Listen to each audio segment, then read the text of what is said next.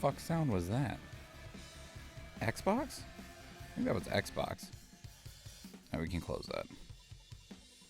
Close the things that it might have been. Close Xbox, close Epic.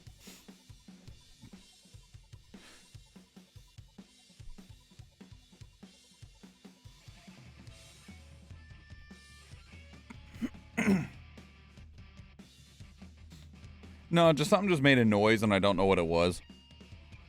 And I'm pretty sure it was something like a game invite or an achievement or something.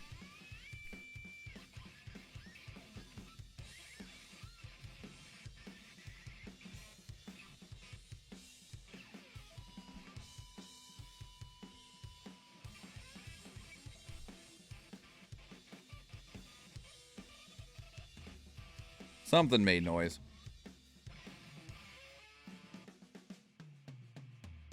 Yeah, I get a lot of Microsoft invites because the Bean still uses my Microsoft account for Minecraft stuff on the Switch. So I know that that happens on occasion.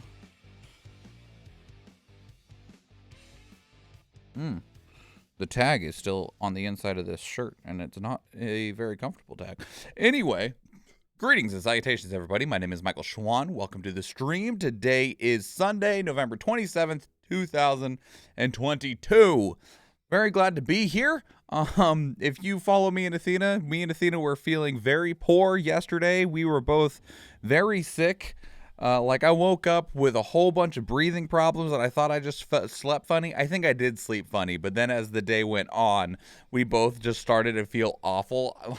I was in a group called Down Here, and I was like, oh, I should change computers so that whenever Athena needs the computer, I'm already, off of it and stuff. So it was probably like, I don't know, 4:30, 5 o'clock, that I was like, hey guys, I'm going to switch over to the other computer, I'm just going to switch over and be in the other Discord. And on my way to the other computer, I was like, I should check on Athena real quick. And I popped in there and they were laying down because they weren't feeling good and it was cold. And I was like, I'll lay with them for a minute. And then 18 hours passed. Like laid down at like 5 p.m. and then woke up at 10 a.m. this morning. So how many hours actually is that? 17 hours? It was a lot. Woke up here and there, grab a snack, go to the bathroom, readjust and stuff, but just slept a lot, a whole bunch. Thankfully today, I still have some gross going on in my face, but otherwise, thankfully feeling better. Cerulean! Hellos. So, what is on the order of business today? We got something new going on today. We got a slight change going on today. We have something we're trying today. I also need to open up Stream Raiders. Let's go ahead and start the next Stream Raiders battle.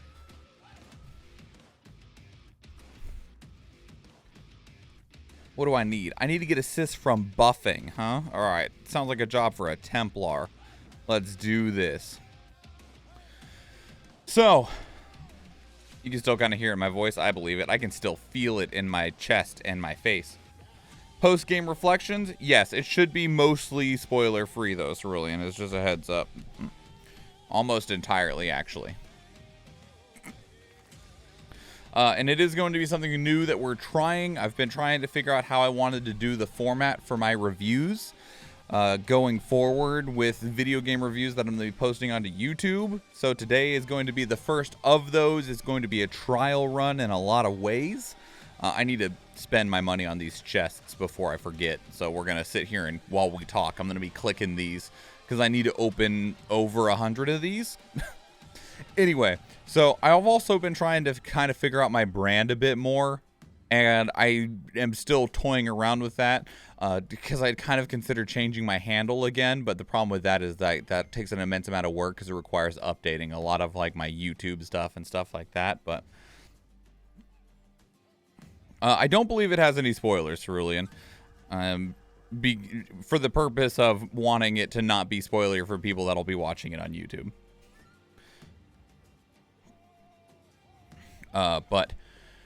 So, one of the things that I've been trying to figure out is kind of like are you able to get just Schwahn now? No. And one of the things that I've been looking at, and I've scooped up the handles for this everywhere else besides Twitch, because you can't scoop up handles on Twitch.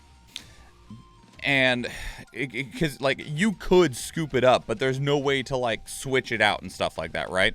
Like you can scoop up a handle on Twitter, and then at any point in time you can just handle shuffle your handles around, of like change your handle to slurry blurp and then change one handle to something else and then change it to another one. Like you can just change your handles around pretty handily.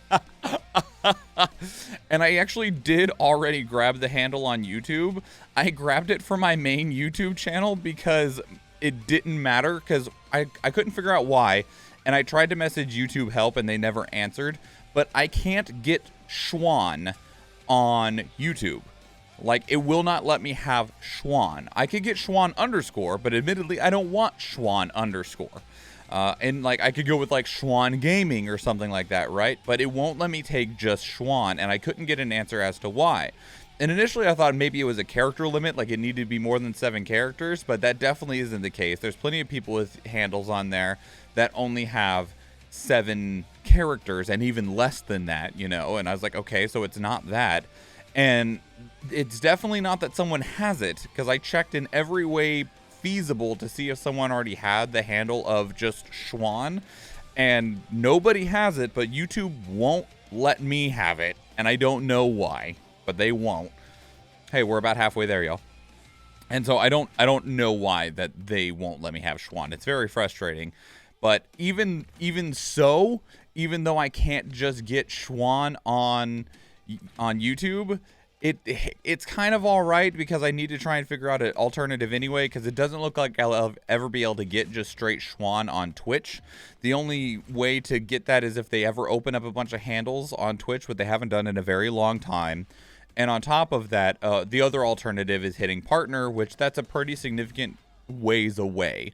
So it's not really something I can consider right this minute anyway. The other issue is that I have the same issue on Twitter, of that somebody has the handle Schwahn on Twitter and they don't use it at all for anything. And I've tried messaging them, and Twitter also doesn't like free up handles unless there is a reason for it, such as you're a notable figure, so like you're going for verification and stuff like that. But so I can't get Schwahn on Twitter either. I have Schwahn on a couple other things, but I just can't get it in a lot of places that I would like to get it. However, there is a handle that I can get, and I have already scooped up everywhere but Twitch. And that is the handle Nerd in a Snapback, because that's kind of been a lot of where my self-branding has gone in a lot of ways. Is like a lot of people know me as the nerd that's in a snapback all the time. And I have these channel redemptions. I have all of these hats and stuff like that. And so we're going to be toying with that a little bit. I'm not actually committed to changing handles over to that yet. My main channel on YouTube does have that handle, Nerd in a Snapback, because they were like, you need to choose a handle since we're doing these new handle things. And I was like, okay, can I have Schwahn? And they're like, no, you can't. And I was like, fine. Whatever then. I don't care. Can I have this one? And they're like, yeah, you can totally have Nerd in a Snapback. And I was like, all right, fine, cool. Okay, thanks. Bye. So we're going to, for the reaction videos today, as well as the reaction, the Bayonetta 3 review, we're going to be changing up the intro a little bit to include that and see how it flows, how it feels, and get a better, like, kind of get a better finger on that. If it looks like something that we might push forward with, then we'll push forward with it. But the easiest way to really check the vibe on it, to check the feel on it, is to, just start fucking doing it, All right, finally got all of those opened. Good Lord, there was a lot. Athena, don't look down here. I've not collected a single one. Literally from level tier 1, I've not collected a single one. I said don't look. Hey, I collected all my quests though.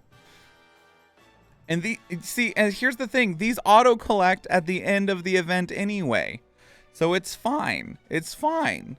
Because like the only thing, no, I'm not missing out on anything as a captain. You miss out on some potions as a viewer, but as a captain, these will just be all auto collected at the end of it, at the end of the event. I don't actually miss out on any of it. It's not fine. It's fine. I don't miss out on anything. I just get a big, nice, chunky payout at the end of it. So the way that we're going to do today is we're going to do some reactions to kind of warm some stuff up a little bit. In the middle of the reactions, we'll do the Bayonetta 3 review, and then we'll finish out with some more reactions. So, I closed the window. I had to close the window because Chrome was being a poopy butthole. Buttkins. There we go. Alrighty then. That can just be closed for now. Okay, what order are we actually doing these in? Let me double check. Because this will be...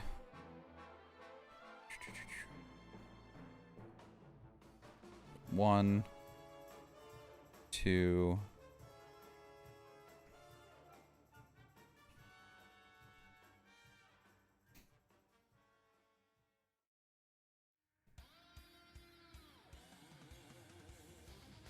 me rearrange these and how they'll end up, and how we record them versus what, like, I want to record them in order, but that's not the order that they're going to go live in.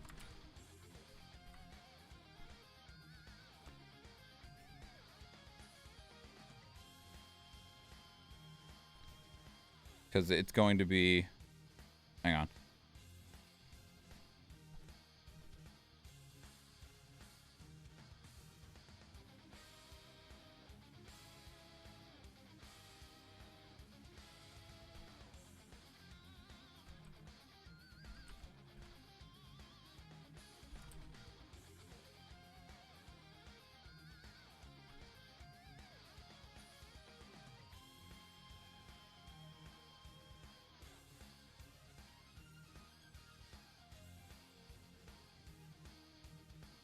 Yeah, that should be close enough. Okay.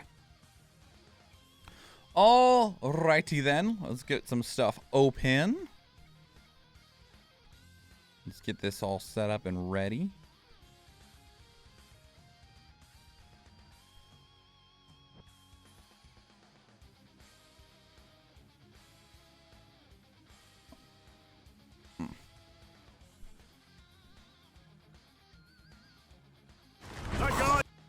Calm down.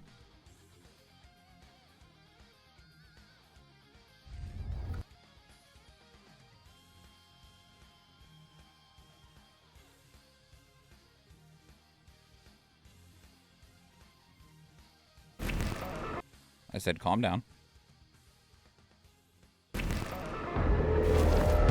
Seems a little bit loud. Check 1, check 2. Still a little bit loud. Needs to be about here. Check 1, check 2. Yeah, I'm still fighting a little bit on the levels overall.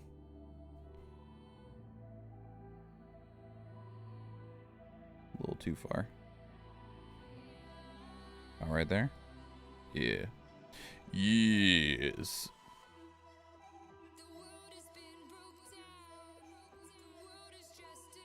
Let's not get completely drowned out, shall we?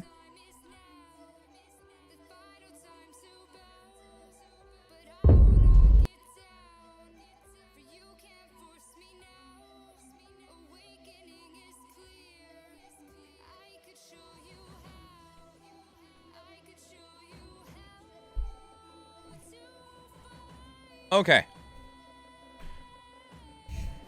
All right, everybody. 1, if you're new here, 1, welcome in. 2, what we're going to be doing next, we're going to be doing reactions. These do get recorded, chopped up, and put onto YouTube as just a heads up to you. The way that these work is I will read an intro off of my head. We'll check out the trailer together. We'll talk about the trailers. And then when it's time for us to go or the conversation is just starting to wrap up, I'll read an outro off of my head. Then we'll make faces.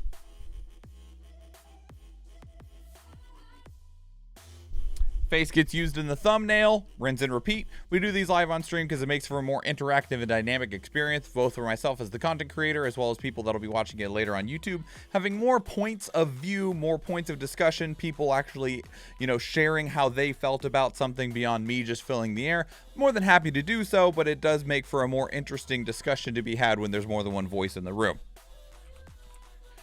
So,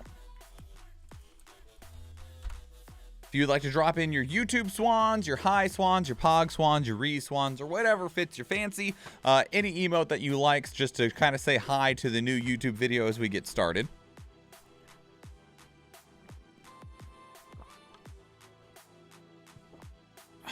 Water, good. And here we go. All right. Greetings and salutations. My name is MichaelSchwahn. I'm the nerd in a snapback, and today we are checking out Warhammer 40k Darktide. This game you can actually buy right now on Steam and play it if you want to, but its official release date isn't actually until November 30th, 2022, but they kind of had that option of just, pre-order and play early. The one thing that there was a caveat to that was that there was a question of whether you'd actually be able to maintain your progress from this early open access, because that actually wasn't guaranteed until yesterday.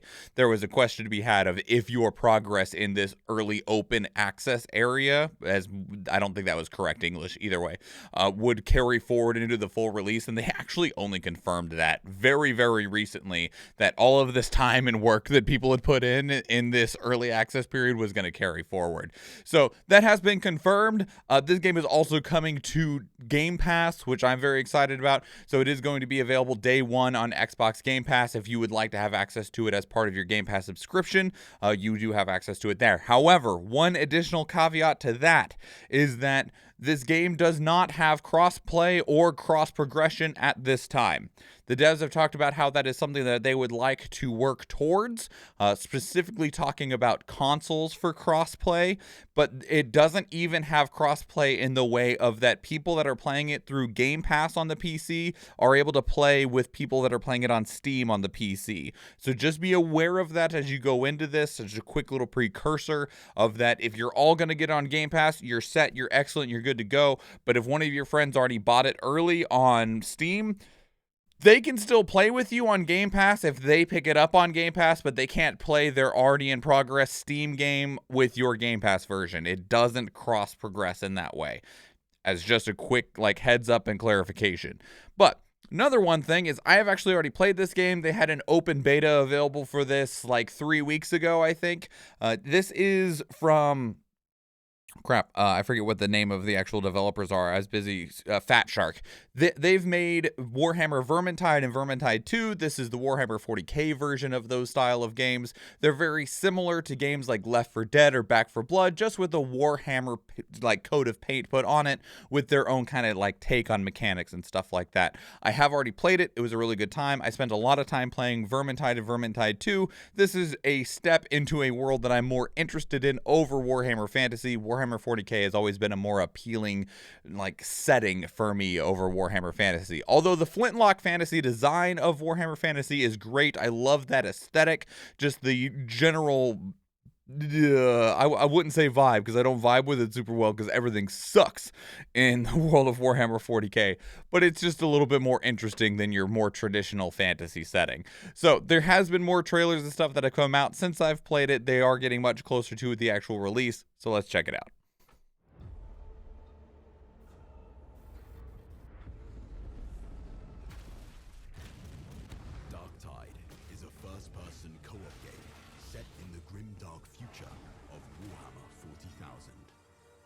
Warhammer 40,000. A sprawling hive city on the brink of destruction. You are a reject, a convict freed to serve the Inquisition in this darkest of hours. It is your duty to fight, and, if necessary, die for the Emperor.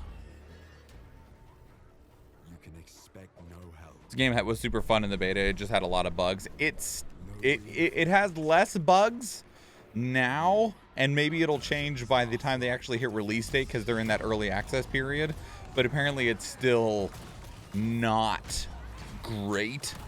I've been having lots of people tell me that the game crashes an unfortunate amount of times.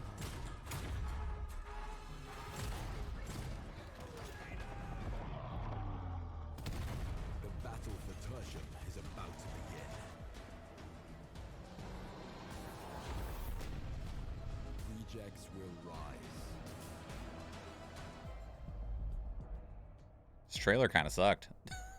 Like, I know I'm going to enjoy the game anyway, but I gotta say that trailer was pretty freaking weak. So this is the exclusive gameplay montage. We're just going to keep rolling through these. Sorry, I gotta adjust some headphone stuff.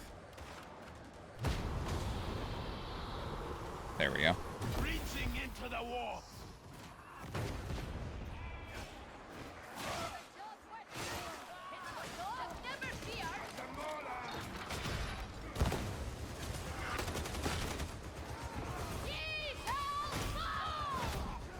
This looks like suck. What little I played, like, this is so many enemies and you are getting very surrounded by them.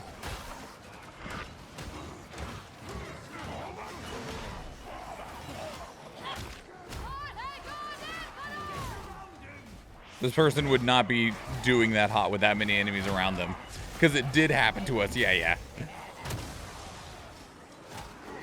There was a lot of enemies for them to just be hanging out in the middle of it.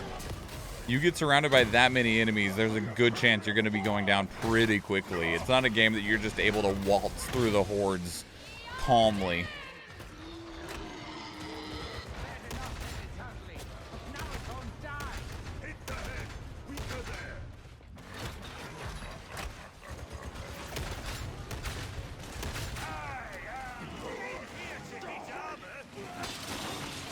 Ooh, a chainsword.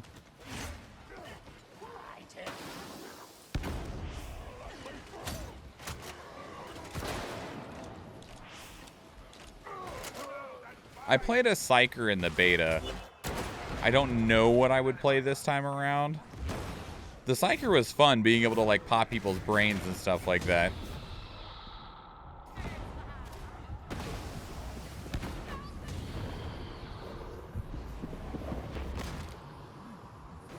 Speaking of the Psyker.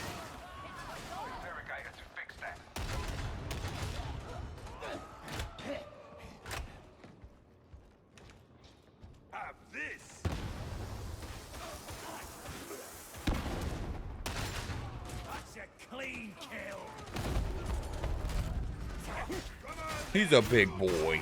It is really cool how when you're the Ogren, your camera is actually raised up higher because you're such a tall character.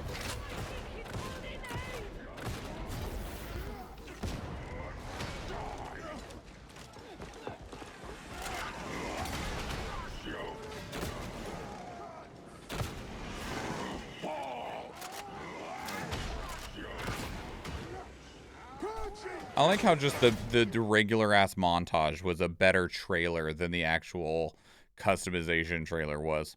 This is the world intro trailer.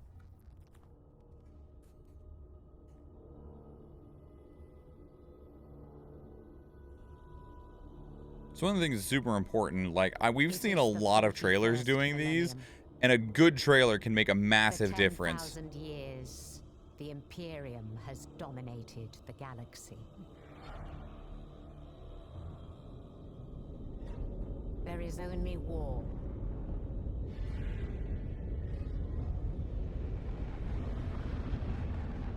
Every human soul, from the most highborn lord to the most basic servitor, is dedicated to the service of the God Emperor of mankind. The Imperium's battle fleets and armies, from the conscripted soldiers of the Astra Militarum to the elite space marines of the Adeptus Astartes, keep humanity safe from alien threats and cosmic horrors beyond imagining. Suck. But there is another war. It is the one in which I serve. Commence translation.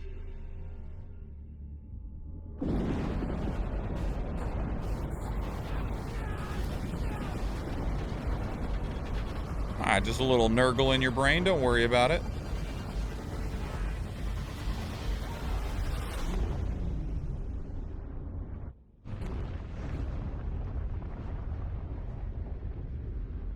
Our war is not one of battlefields and fleet engagements. It is waged by the dedicated agents of the Imperial Inquisition. It is fought in the cities and hives of the Imperium. Yeah, the way that they warp jump in Warhammer 40k is awful. They travel through hell. In hive cities like Tertian. That's a bit, like, oversimplifying it, but that's essentially what they do.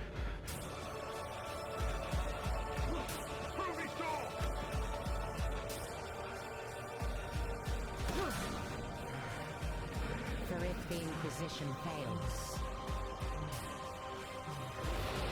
oh, that sucks. I hate these fucking annotations on videos, man. the Imperium falls with us. There's no way to turn these off anymore either. Pisses me off all the time. Here's the official trailer. They take a shortcut through another dimension that just so happens to be hellish. Very Event Horizon. I still haven't seen that. Is it good? Is it worth watching? I hear people reference Event Horizon a lot. This way! Precision fire!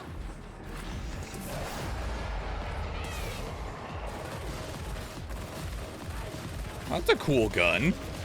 I didn't see that gun in the beta.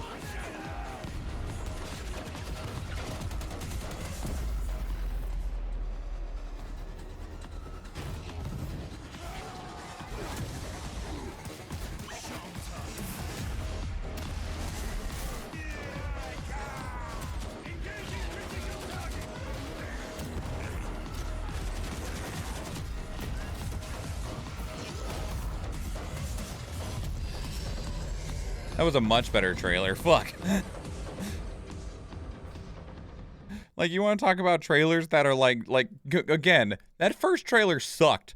That one was a lot better. It had energy, it had music, it had drive in it, right? You were like, yeah, all right, we're killing stuff. We're taking out hordes of monsters and baddies. I'm here for it. That first one was just boring. Dark Tide. All right, this is our last one. This is the first-person overview trailer. Co-op shooter set in the grimdark universe of Warhammer 40,000. In Invaded by the traitorous Welcome to soldiers of Tertium. the Nubian Sixth, the sprawling hive city of Tertium stands on the brink of destruction. Tertium, I The apologize. only thing standing between these chaos-worshipping heretics and victory is the mysterious Inquisitor Grendel and his war band of conscripted convicts. Nothing like getting a bunch of prisoners to fight your wars for you. Freed to serve the Emperor's light in this darkest of hours. You can expect no help, no reinforcements. You are Tertium's last line of defense. Great. You know how fucked you'd feel if there was First that many task is baddies? to select your class. You Not just in the choose context of the from. game, just in The choice you general. make will determine your playstyle. Especially when you're Veterans basically are just a seasoned dude. soldiers of the Astra Militarum, the famed Imperial Guard, and focus primarily on ranged weapons like lasguns to secure the kill. Fueled by holy wrath, zealots prefer to charge headlong into the fray. They are holy warriors who stop at nothing to purge heresy in the Emperor's name. Psychers draw Chain on the axe, very nice. unfathomable powers of the warp. But like all great powers, theirs comes with a price. Use their abilities too often, and they may meet an untimely end. What the muscle-bound and simple-minded Ogryns lack in tactical understanding, they more than make up for with prodigious strength and fortitude. Once you've made your choice, it's time to bring your reject to life by choosing their appearance, personality, and backstory. Why is it that most big things are always considered to Body be type, dumb? facial features, hairstyles, Like and trolls, tattoos are all customizable. Ogryn, ogres in Every general, archetype they're also always has its simpler-minded. voice I don't profile, understand each why. with an extensive range of lines that will showcase your reject's personality as you play. Does this place don't fill your heart with holy fervor? Your reject's contribution to the battle for Tertium begins at the mission terminal. Here, you'll choose from an endless stream of missions, some more urgent and perilous than others, each playing a key role in Tertium's survival. Missions require strike teams of 4 operatives. If you're not in a strike team, you'll automatically be matched with others from Grendel's warband when you embark on a mission. A mission's difficulty can vary, so choose wisely from the available options. Dead heroes serve no one. Ah, Every mission has a primary objective, which can be anything from retrieving vital supplies to assassinating an arch-heretic. Inquisitor Grendel's trusted servants will update your strike an teams. arch-heretic. Guidance, new objectives, and occasionally prayers as the situation merits. Isn't that a biological thing? The bigger the Succeed animal, or the smaller fail, the brain? end of round will summarize Maybe? your performance and I don't know tally if any that's rewards. actually accurate or not. And it might be that, you know, if you're To big and survive strong, in you Tertium, don't need to players will develop master the both melee and ranged combat. the intelligence to survive in the way that a smaller creature does. You know, like humans, you could argue that we developed larger amounts of intelligence because we lack a lot of other survival means. We don't have a lot of, like, natural weaponry. We're not that strong. When engaging hand to hand, We're not that durable use either. blocking and shoving to keep your enemies off balance. Then finish them off with brutal close combat weapons, such as the foe-shredding chainsword. or the So if punishing you're big, you thunderhammer. don't need to develop intelligence because it's difficult to Fighting at challenge you range otherwise. requires that you take full advantage of available cover as you return fire with lasguns, grenades, and psychic bolts. As the enemy closes, you'll employ strafing and dodging. Which staying one class step gets ahead the, of like, hordes minigun? to make sure you're not overwhelmed. Like, which class gets the gun that just spits a whole bunch of bullets? No reject can survive alone. Teamwork is everything in Darktide. Work with your strike team or die alone. Your innate toughness, your determination to press on through the pain, recharges when you're near your strike team. If that's not enough to encourage you to stay close to your friends, wandering off risks being punished by foes looking to immobilize or capture stray rejects, such as the slavering Chaos Hound or the Mobian Trapper. Once you fall prey to such enemies, only your teammates can save you. You'd not leave me there. Gaining Inquisitor Grendel's favor is no easy task, but a necessary one if you're to survive. Serve diligently, and you will learn new secrets, earn greater responsibilities, and perhaps even become a trusted member of the warband. Ooh. As you progress through the game and level up your character, you'll choose feats to further customize your unique playstyle. You'll also earn the trust of the warband's tech priest and access to her shrine of the Omnissiah, where you will customize your weapons using materials collected during your missions. You can upgrade the weapon's rarity or refine its blessings and perks to create the perfect tool for vanquishing heretics.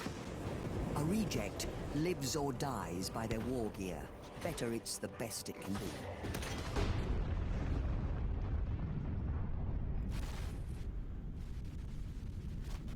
The battle for Tertium is only just beginning. In the coming weeks and months, Darktide's story will expand with seasonal content, bringing new objectives, new maps, new dangers, and new challenges to keep you and the rest of Grendel's warband on your toes. Gotta keep you busy. Can't have you completing all the The content Emperor too early. calls you. So here's one of the things that I will also touch on is that, like, I played a decent amount of Vermintide and Vermintide 2, but I had a very significant issue with the game's progression.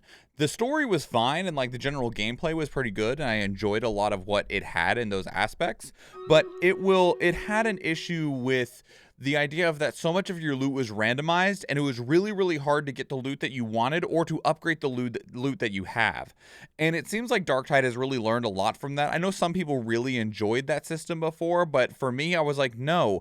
I'd be like playing as the elf, and it's like, I really want better dual blades, and we're going to go after this mission, we're going to do all these things to increase our chances, because it was a literal dice roll of trying to get a better piece of equipment. And you'd get a piece of equipment, and you'd be like, all right, sick. And then it ends up being like a legendary, like, blunderbuss for the Inquisitor. And you're like, that's not helpful to me whatsoever. I don't want that. I'm not playing that class. I'm not doing that.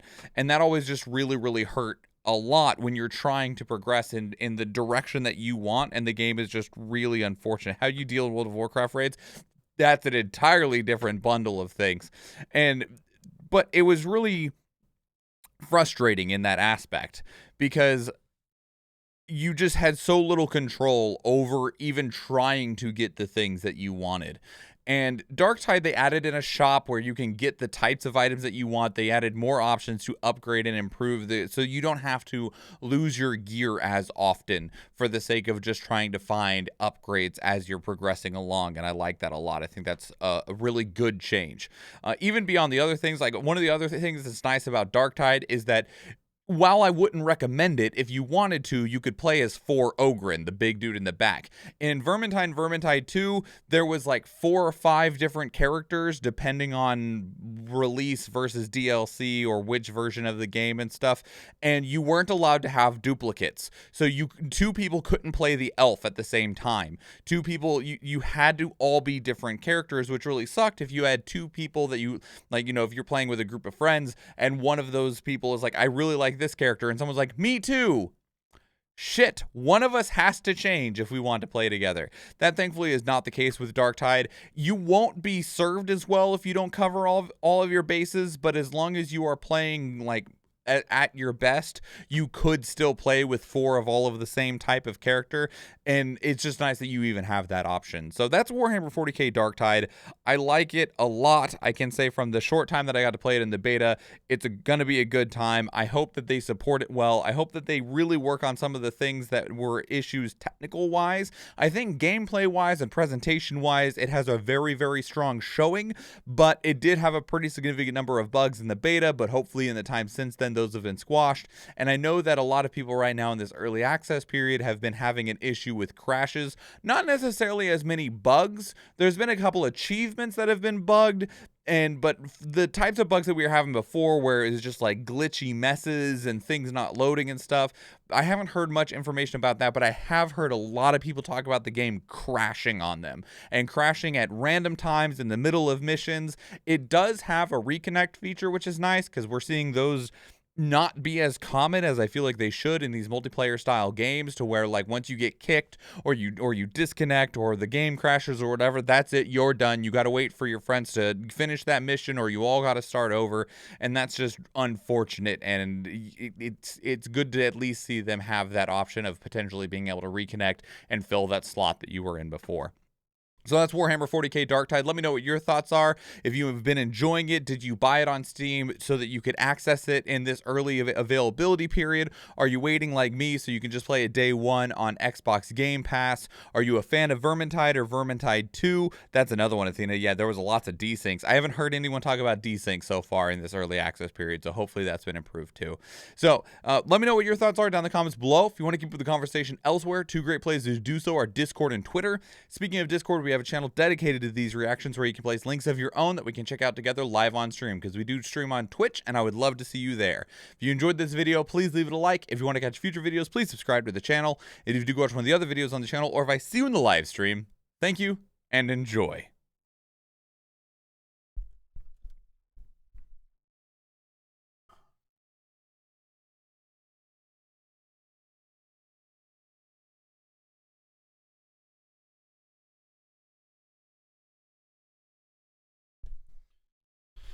Dimmed in, thank you so much for the 16 months with that Prime sub, and thank you for the lurk. We got a battle to run.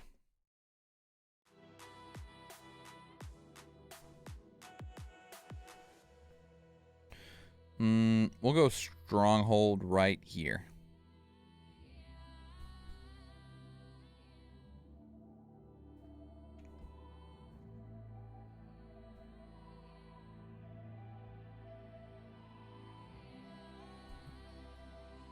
Come on, give me those assists. Give me them buffing assists. Yes. Do it. 2 more. Yeah, 1 more. You can do it, game. 1 more buffing assist. Come on. Oh. 4. Only 4. I'll just buy out the quest with 1 piece of meat. Assuming I even got credit for those 4. All right, we have 1 healer scroll. I did. Of course, or maybe I won't, because I'll just keep trying, I guess, because it doesn't matter that much. Most kills go to El Canadiano, most assists to Athena Latina.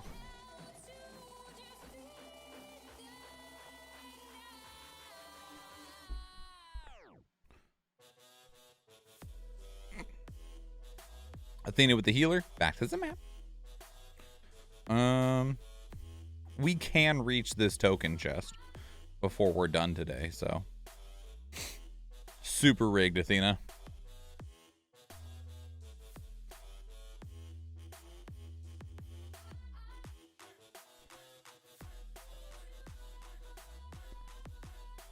Place units, everybody.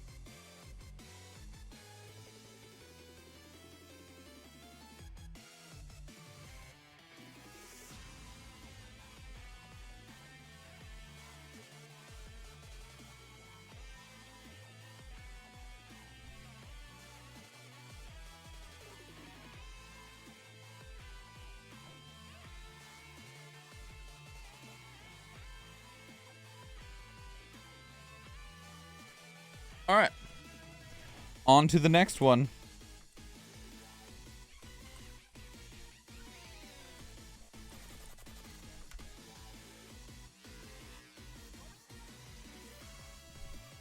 All right.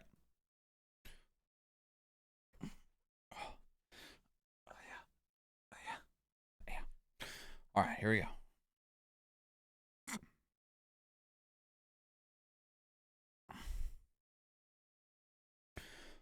Greetings and salutations. My name is MichaelSchwahn and welcome. Nope, hang on. That was the old one. I'm supposed to be doing the new one. Oh, and also answer your question earlier at the end. How did I deal with it in World of Warcraft? In World of Warcraft, it was slightly different because, like, if a pair of pants for a rogue dropped and I'm playing my priest, normally there's a rogue or a leather class that those pants could go to, right? It was like, oh, okay, well, it's unfortunate that, my shoes didn't drop, but the rogue pants did, or the Agi assassin pants did, so at least it's going to somebody else that it can use it, it's helpful, we are in this as a team and stuff like that. The problem in Vermintide 2 is that you would get a piece of gear, and that gear might be helpful to you or it might not be, and that's a really big difference in that it's like, oh, I don't need that or whatever, but at least it's still benefiting someone. But it'd suck if every time you beat a boss you just got a random piece of gear in World of Warcraft and you're like, oh yeah, and like you just open up a magical mystery box and it's just not for your class, and then you'd be like, can I give this to another, like, one of my alts or something? And it's like, sometimes the answer is yes and sometimes the answer is no, but maybe you don't have that alt, maybe you don't like that alt or anything like that, right? Or you just couldn't and you're like, well, this is just garbage, so that was the biggest difference. Okay, here we go.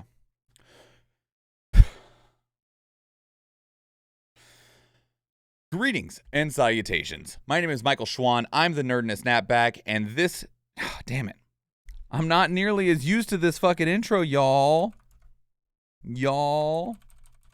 I did it great on that first video, and now I fucked it up.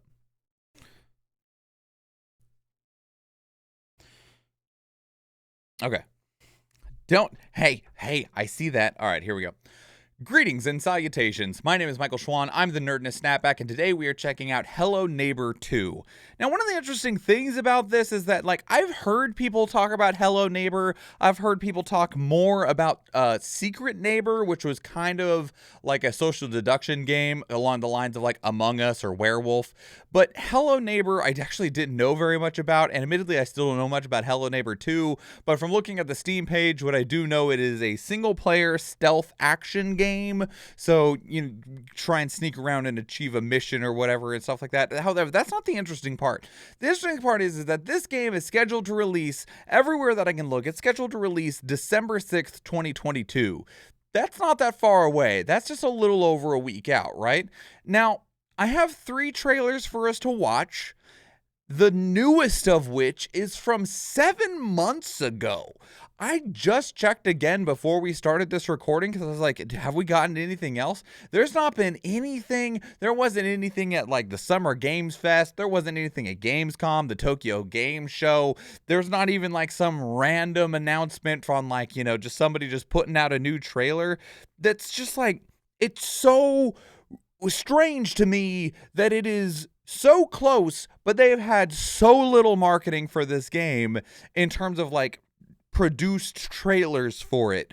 7 months is a long time in general between trailers. If you're if you're developing a game that's a long way out, like you announced your game too early, it's going to be 5 years, a trailer every 7 months.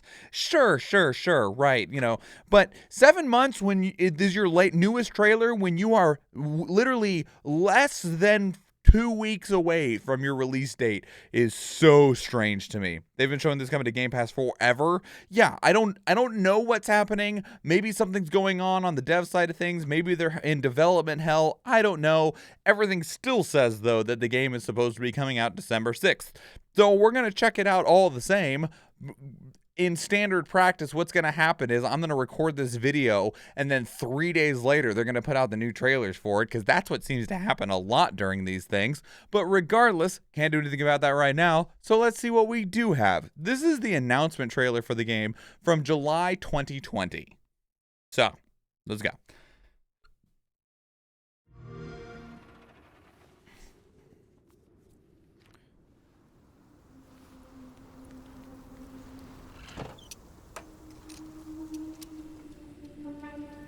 The fuck is that thing?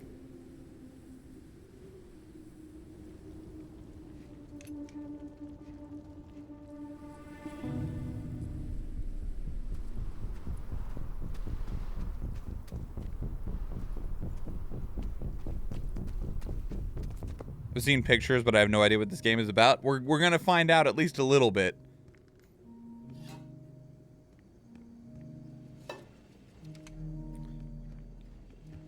We jump through the window and put the kettle on.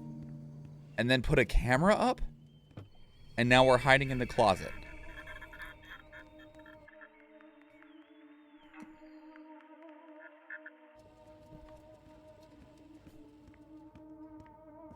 He threw the kettle out the window.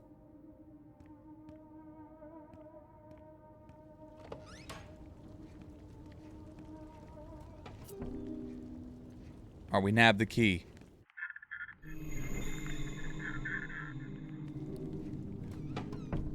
Hide. Behind the curtain. There you go.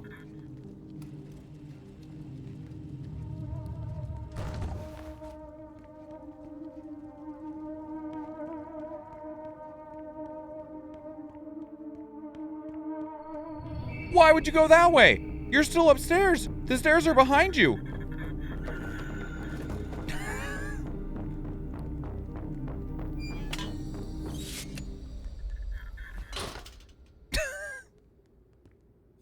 You just threw something at the door we locked.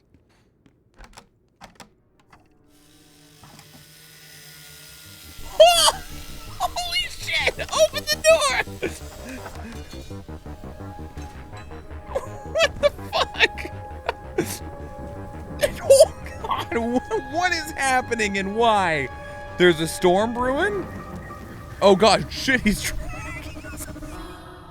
What the fuck? Oh my god.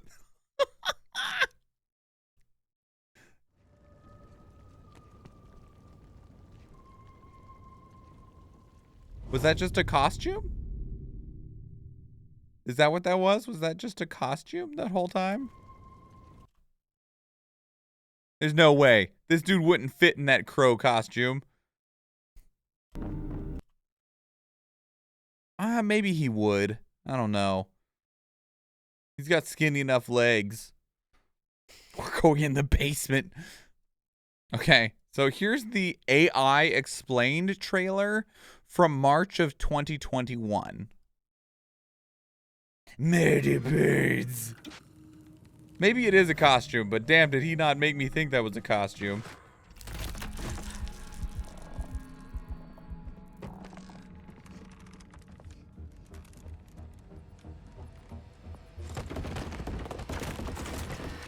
Meet the creepy, AI-driven Mr. Peterson. This character has one mission, keeping you from discovering his secrets. Hello, and welcome to Hello Neighbor 2. In this game, you'll be playing as a local journalist named Quentin, who is suspicious of his creepy neighbor, Mr. Peterson. For those new to the Hello Neighbor franchise, this is Raven Brooks, the sort of town where everyone keeps to themselves and goes about their lives. Normally, I live in you would Alaska. too, except a bunch of people have gone missing. And there's just something strange about your neighbor, Mr. Peterson. Everyone is afraid of him. There have been rumors of children going to his house and never being heard from again. Some people say he likes to lock people up in his basement. But no one has any proof. So people just try to avoid Mr. Peterson, his odd house, and ignore the strange sounds coming from his basement at night. You have a feeling that Mr. Peterson is behind all of the neighborhood disappearances, but no one believes in your ideas and theories. And while you normally wouldn't break into someone's house, you're the only one who believes something is wrong and has the guts to uncover the truth. When you break into Mr. Peterson's house, you'll be going against an AI that is constantly evolving. Our goal for Hello Neighbor 2 is to provide unique player experiences. This is an experience that is driven by the community. Mr. Peterson's behavior is a combination of a neural network and algorithms that allow him to constantly learn from his experiences with everyone who plays our game. It begins with the collection of player activity. Mr. Peterson takes note of player behavior, whether or not most players are likely to hide in a closet, use a certain escape route, or certain objects. As time progresses and he learns, Mr. Peterson's behavior may change and surprise you. How Mr. Peterson plays in one encounter with you. Does that mean that this game is going to be harder the longer you wait to play it? Like, if you're one of the first people to play it and the AI hasn't learned shit yet, then you'll be like, walk in, blindly grab the key, and then just leave? You might be different from the next, all due to his encounters with the game's community as a whole. In this way, the community's experience with Mr. Peterson changes over time, allowing for an AI that is developed through community actions, replayability, and great stories of neighborhood shenanigans. But these new experiences go beyond Mr. Peterson. In Hello Neighbor 2, players can interact with all characters in Raven Brooks, and these characters share the same AI core, but behave differently and have their own stories for you to discover. So while you might think you're just playing the game, you're really contributing to the development and improvement of Mr. Peterson's AI. We hope this presentation of our AI and development gives you an idea of what to expect in Hello Neighbor 2. If you'd like to try an early access version of Hello Neighbor 2, you can check out some of our alphas on the Microsoft Store. Thank you for watching, and we'll see you in the neighborhood. On the Microsoft Store? What the fuck? Who does things on the Microsoft Store? Okay, and then this is the pre-order trailer, which is the newest one from April of 2022. Imagine DBD that way. That'd be sick.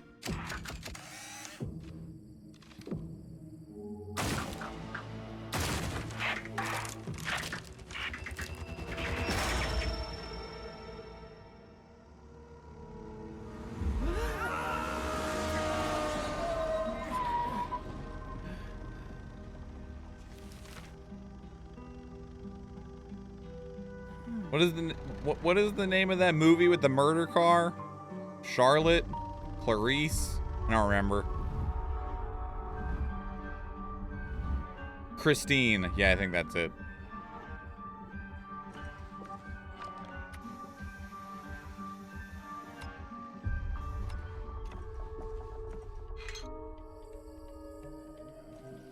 I do believe you're correct, Athena.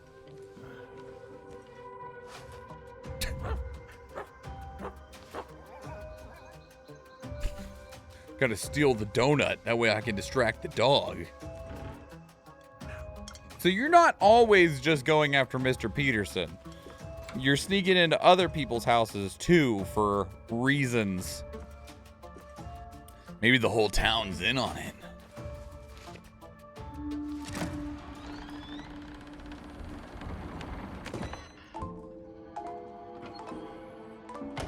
Hey, Mr. Peterson. How's it going?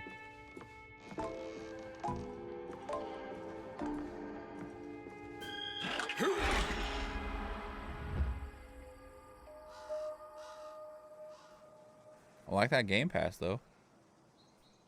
All right, so that's all we have. You know, the thing is there's a lot here that looks really good. It's still crazy to me that there've been so little actual amount of advertising around this game. And who knows, maybe we'll see a good bit of it here in the next couple of weeks. I would say, you know, like maybe we'll see it at the Game Awards, but this game actually releases 2 days before the Game Awards. Because this game releases supposedly December 6th. The Game Awards is on December 8th. There'll probably be a launch trailer, I imagine, but there's not really going to be a good venue for them to showcase it. So, you know, if it wasn't for me, like, really keeping up on what was coming out in the immediate future, then I wouldn't have really, like, seen it because it's just been so long since there's really been any communication about this game. It looks neat. I have a really strong concern about people playing it day 1 versus day 1,000 because if it's been learning from people for 3 years, that might make it very difficult by the end of, you know, the game's, like, AI learning curve, but it's a neat concept. I'm just concerned about what it might mean. I've been waiting. Yeah, this would be a good game for you, Athena, for sure. So yeah, that's Hello Neighbor 2.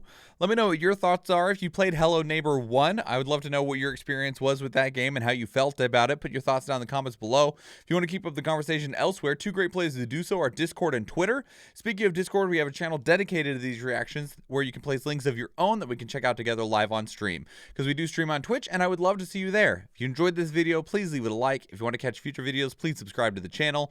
And if you do watch one of the other videos on the channel, or if I see you in the live stream, thank you and enjoy.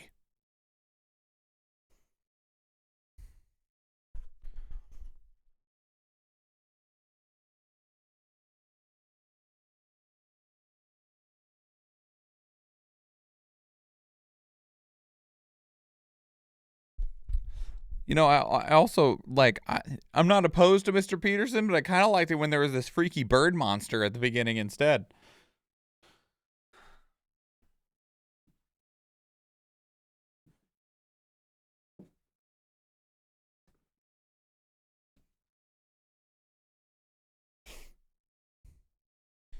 Wonder if that's his secret. The freaky bird monster? Yeah, maybe. How are we doing on battle time? 12 minutes? We can work with that.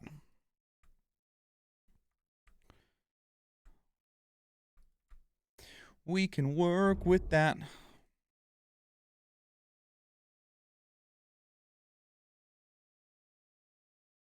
Get this set up. We'll do this one.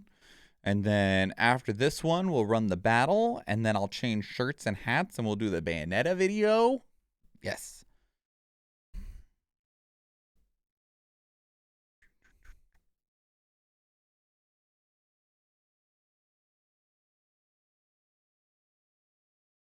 All right.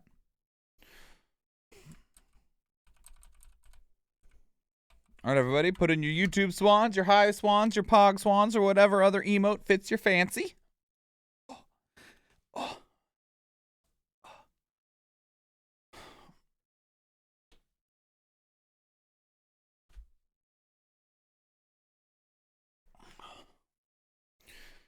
I want Mr. Peterson to turn out to be a good guy.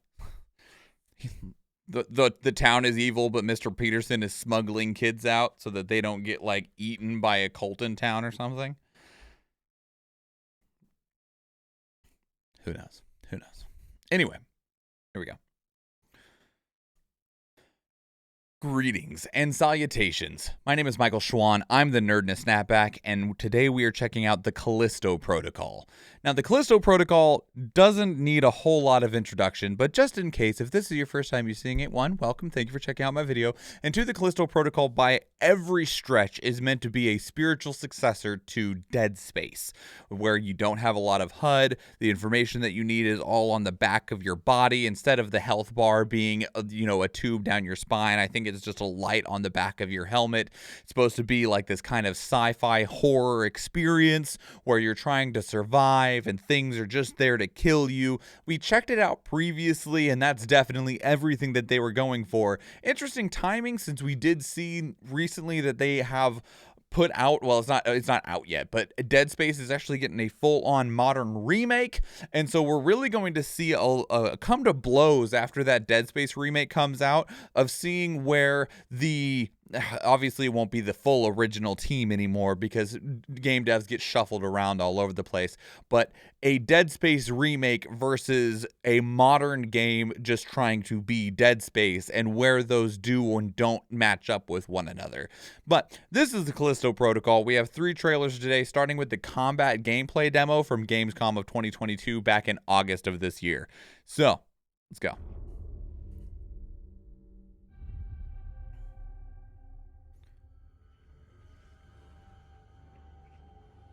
Yeah, you see that green light on your neck, that's your health. You can see how many ammo he had on the little hologram on the gun. There is no HUD, which was part of what, like, had some of the appeal of Dead Space originally. Oh. Lovely.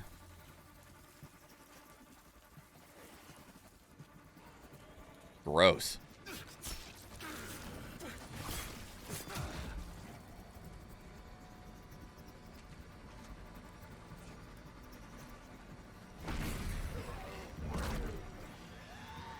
Why wouldn't you throw them into the grinder again? They're like, because we have to show you different mechanics.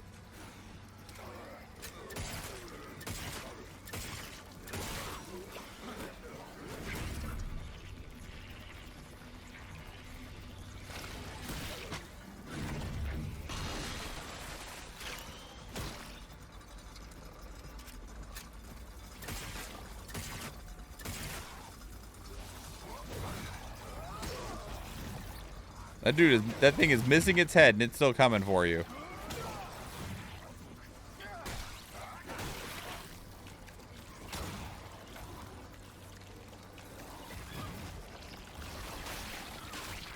Oh! I think it's doing okay. Why didn't you do that in the first place?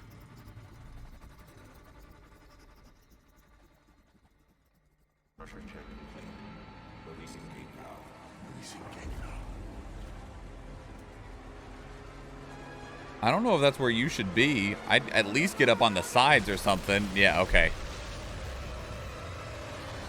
I have questions about this and our protagonist's thought process levels.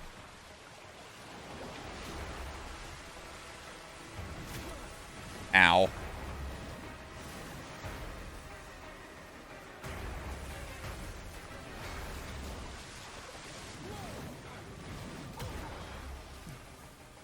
Ow. Whoever's controlling the sliding in this, I have concerns about you.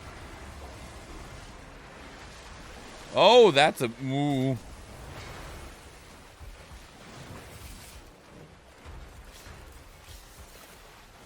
This is a hell of a freaking drainage duct. Goddamn.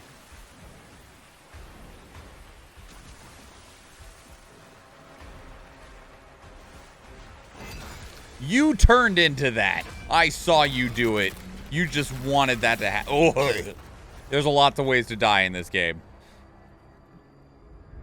They straight up turned into the blade. So one of the things this game is touting is a lot of different ways to die that all have their own unique animations and stuff. I believe even they revealed that future DLC, paid DLC, was going to be new ways to die, which I'm like, I don't know if I agree with that very much in terms of a concept, but okay, commit to your bit, I guess. So this is the Truth of Black and Iron trailer that just came out in September of 2022.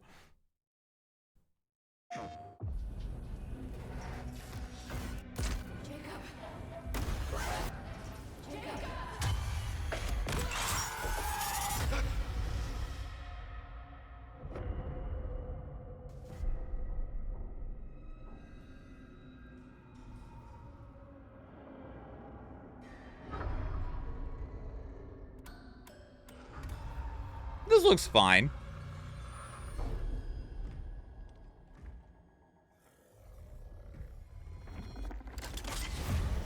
Who did this? And why? It's like someone's trying to cover up what's happening here. So what happened to the original colony? I think they died. Abandoned. Along with the rest of Callisto. Ooh. It's all fun and games until one of those moves. Yep. What was going on? Things are changing.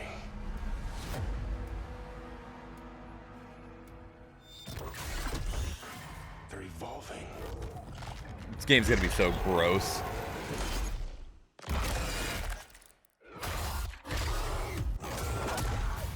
These aren't accidents. There's a pattern.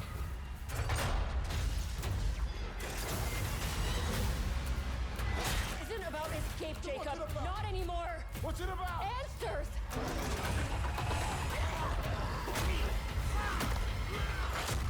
As you wish.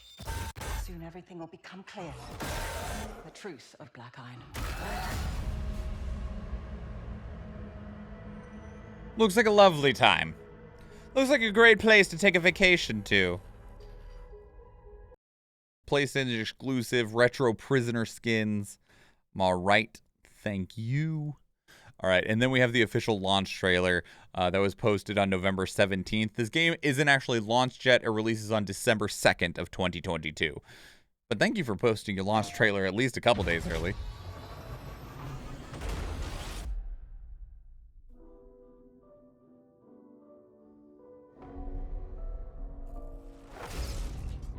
My son detected. Grab him. Hey, what are you doing? What the hell? There was an outbreak. Oh, Killed everyone. Trying to contain it. Everyone. doesn't look like they contained it very well. You do what you gotta do in here. This place, there's a way of changing you.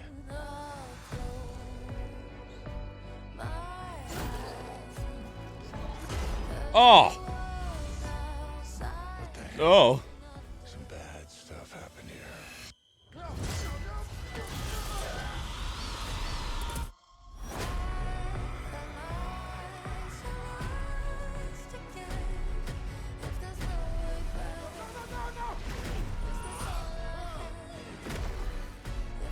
I know who you are.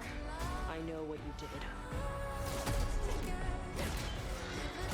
That thing did not give a shit that you just hit it with a fucking computer. This whole prison's infected.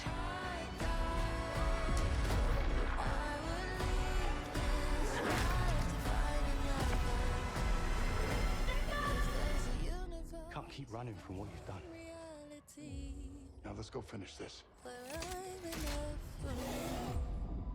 This is gonna be one of those games where, like, halfway through the game, you're like, man, I'm amazed that this protagonist is still going.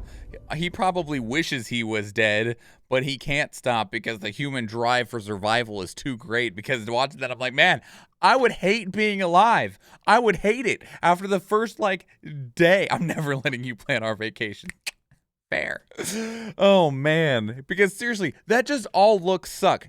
As a game, looks great, right? As a video game, looks fantastic. It's going to be gross, which I'll admit, I'm not really super into gross.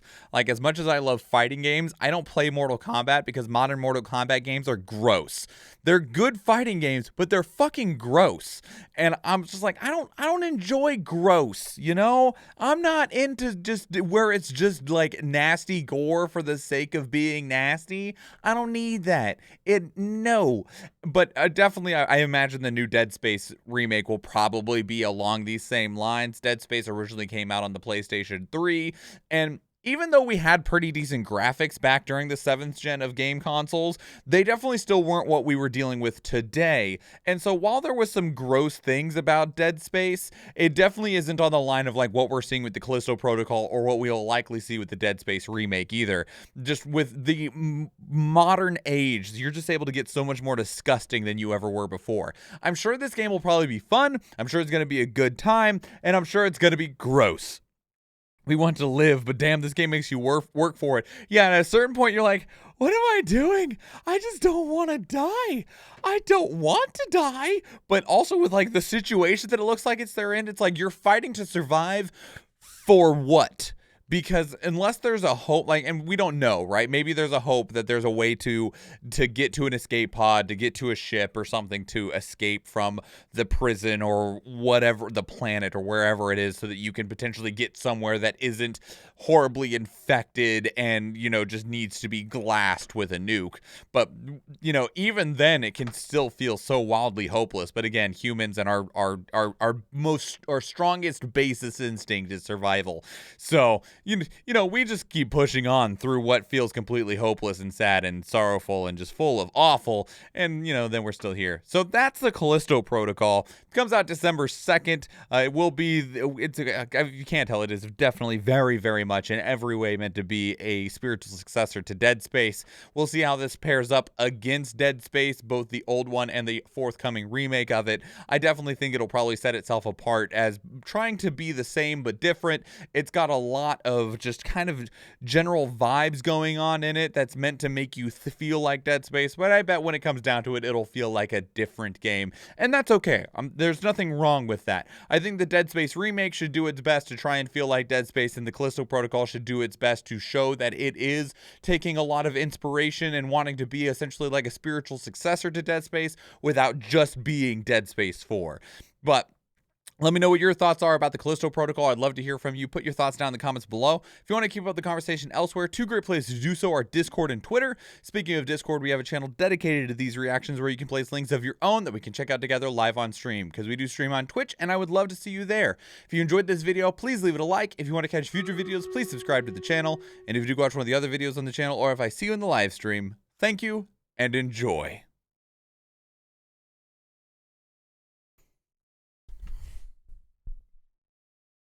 Oh. Oh. Ugh.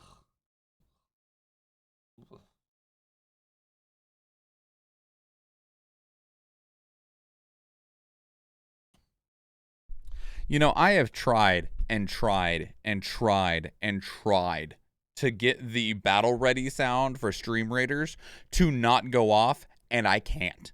I don't know what I gotta do to make that thing not make noise, but I fucking can't make it happen. I've tried muting it in OBS. I've tried muting it in Stream Raiders itself.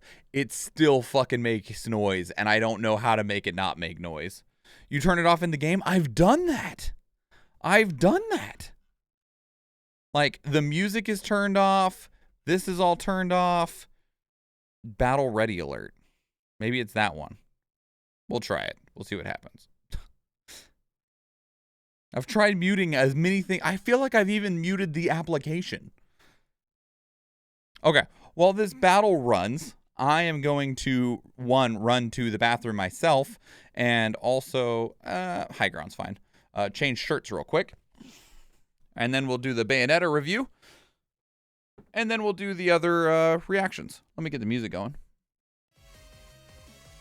And I'll be right back.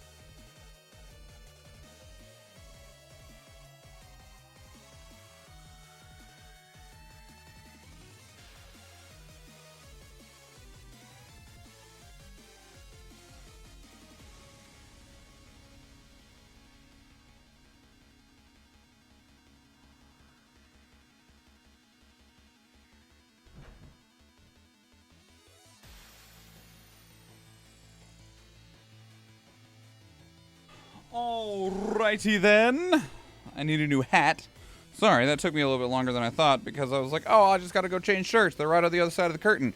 They're not on the other side of the curtain. They were laying on the couch upstairs. I was like, that's not here. So, you know.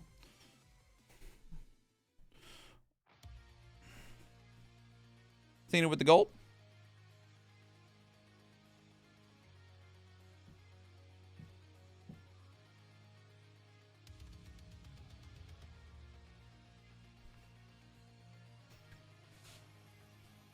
Yep, rigged. Super duper rigged. Okay. So we'll get this battle started.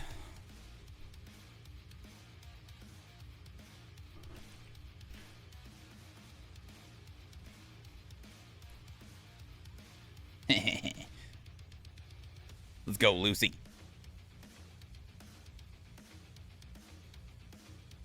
Fuck yeah.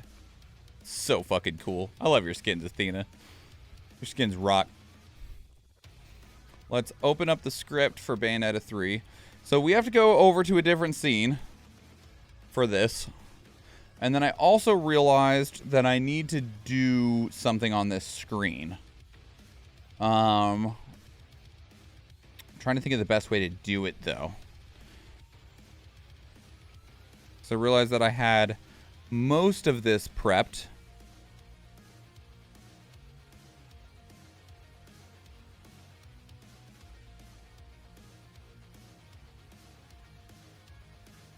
Yeah, so Athena, I know I'm frozen right now. You can hear me now. I froze while I was trying to access things in Cindy. So that's exactly what that is. Why? Don't know. But that is for sure what causes that freeze. Is if I'm guessing if Cindy hasn't been accessed in a minute or something like that, that it takes a moment to load things up. I don't know. So where did I put that? We can just go get a new one.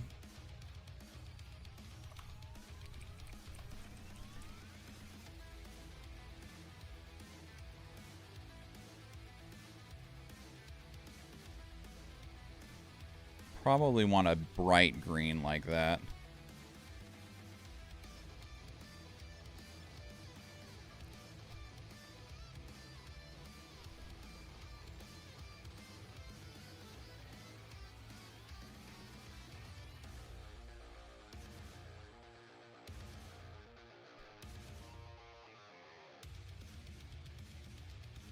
Why does this have like the little lines on it? That's just weird.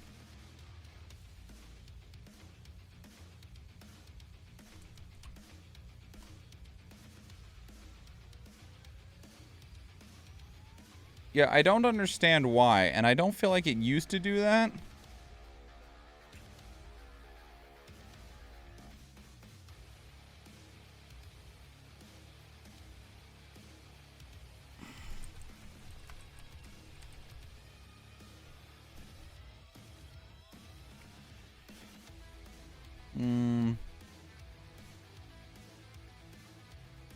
So now if we do this and do this.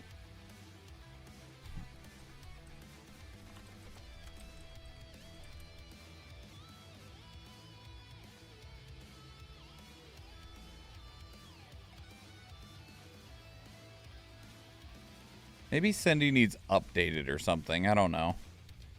I can try and look into that.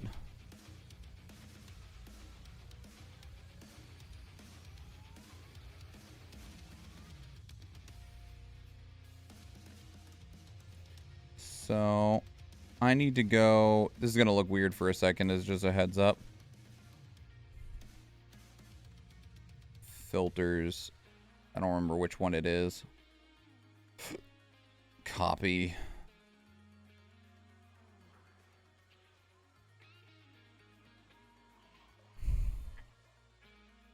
Paste.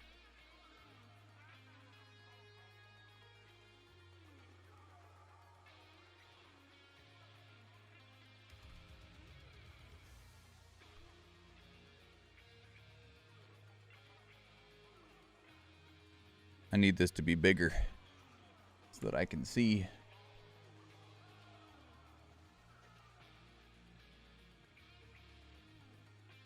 It's too tall. Too tall, sir.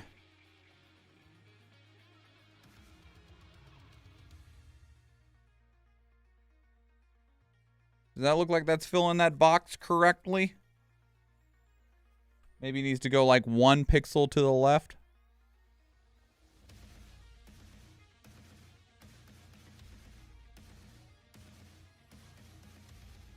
I think it needs to go like up a pixel.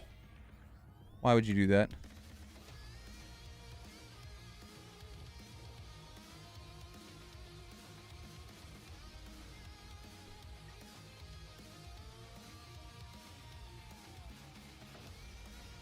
Why are you like this? Why won't you let me change by 1 pixel? You're going from 412 to 409.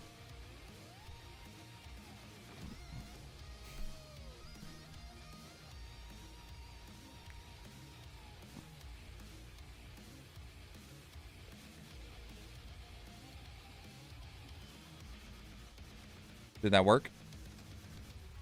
No. I was trying to like edit the transform on it.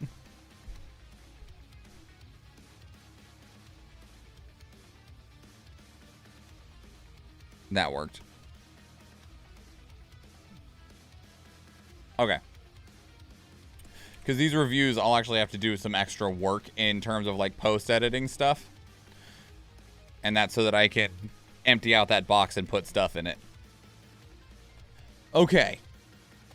So one of the other things with this is that these reviews, this is definitely going to be kind of like a trial run of how I'm going to do these in the future, of trying to figure out like going through my own learning and discovery process for my own creative process about like things that I do like and things that I don't, and trying to figure out how I want to do these reviews moving forward in a way that I feel fits within the time that I have, but still delivers the product that I want.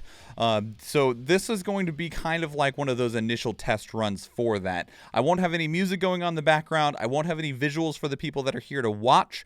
But if you can, I would very much appreciate if you checked out how we do these recordings. I'll put this up onto YouTube probably on Sunday of next week.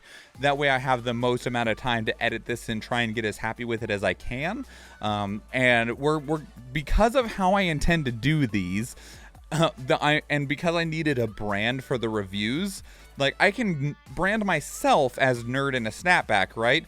But there's also trying to build your brand as a game reviewer, and you can do that by just being a good reviewer, but it's also good if you have some sort of identity to go along with them. This could be anything from your style to your personality to how your reviews are presented, even down to the title of them. And I'm somebody who really likes things to have names. That's why we had like Tactical Tuesday and things like, like we call Sundays Production Day, and on Fridays is Power Couple and stuff like that. Really helps my brain a lot in terms of having something that's established in that way. And so we're going to be calling these, because of very much how I'm going to do them, they will be called one take reviews.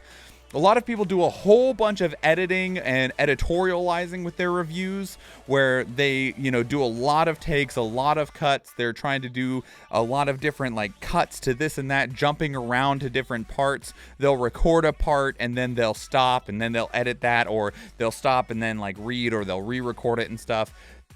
One of the things I like about my reactions is that they are one take. I am committed to them. And I think the reactions, because of the way that I feel like the reaction brand is the way that we do them, not just as one take, but also in that we'll take more than just a singular trailer and really kind of do this live presentation for them. And so I'm going to take the things that I like from my reactions, and then also, for the sake of time, do one take reviews. Now, I will admit, I have practiced this script before, so that hopefully I don't stumble too much while we're doing this, because I don't intend to really edit this down at all, to jump cut around or anything. It's going to, as much as I possibly can, it is going to be one take. So, and I'm going to try and look at the camera as much as possible. I do have a script in front of me. I'll give you a quick little glimpse of that. It's right there.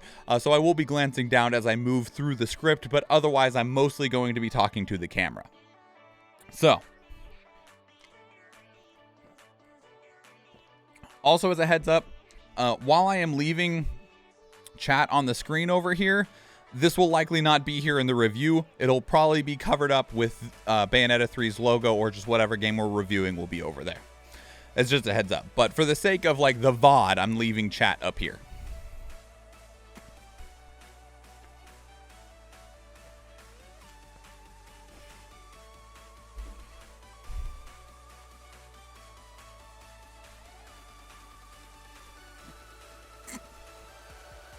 Okay.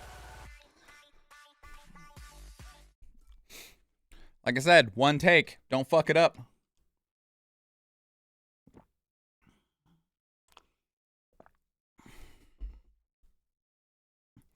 Don't fuck it up. Oh, and for your sake, Cerulean, let me double check through this. There are not story spoilers in this. You know, let me blow my nose real quick. Hang on.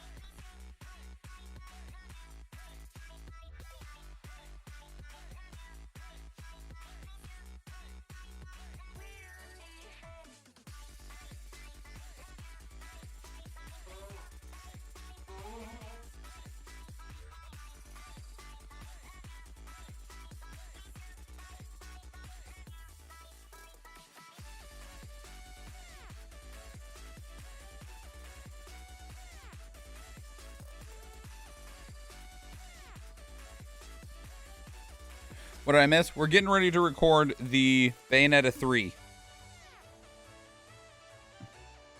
We're getting ready to record the Bayonetta 3 review, and I just checked through my script, and I wanted to let you know there are not story spoilers in this. Okay. All right. Like we said, one take. Don't fuck it up.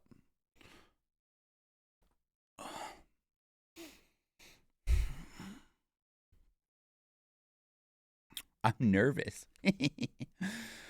All right. Greetings and salutations. My name is MichaelSchwahn. I'm the nerd in the snapback, and this is your one-take review of Bayonetta 3. Bayonetta 3 is a character action game or a spectacle fighter, depending on kind of what you want to call them. It is the third game in the Bayonetta franchise. Now, the first game did originally come out on PlayStation 3. It is since, well, as well as Xbox 360, and has since found its way to other platforms, including on PC through Steam, and then very, very recently on the Nintendo Switch. After Bayonetta 1 came out, we kind of didn't know what was going to happen to the franchise, and ultimately the franchise as a whole was saved by Nintendo. Nintendo paid to have Bayonetta 2 published, and it was an exclusive onto the Wii U before later making its way onto the Nintendo Switch. So you can play the entire trilogy now on a modern console, that console being the Nintendo Switch. But I would recommend, if you are going to play Bayonetta 1, unless you just want it all on the Switch, I'd probably go with the Steam version because it is going to be the best version of that game. Now, that said, while this is the third game in that series, there is not necessarily a need for you to play the other games before you play Bayonetta 3. If you want to, you're absolutely welcome to, but I don't feel like you need to, and this is coming from somebody who has played all three games. When you're playing through Bayonetta 3, there will be some moments, some reveals, some twists that will be a little bit more fun if you have played Bayonetta 1 and 2, but it is by no means a requirement in any stretch for you to be able to jump straight into Bayonetta 3, enjoy the game, and enjoy its story.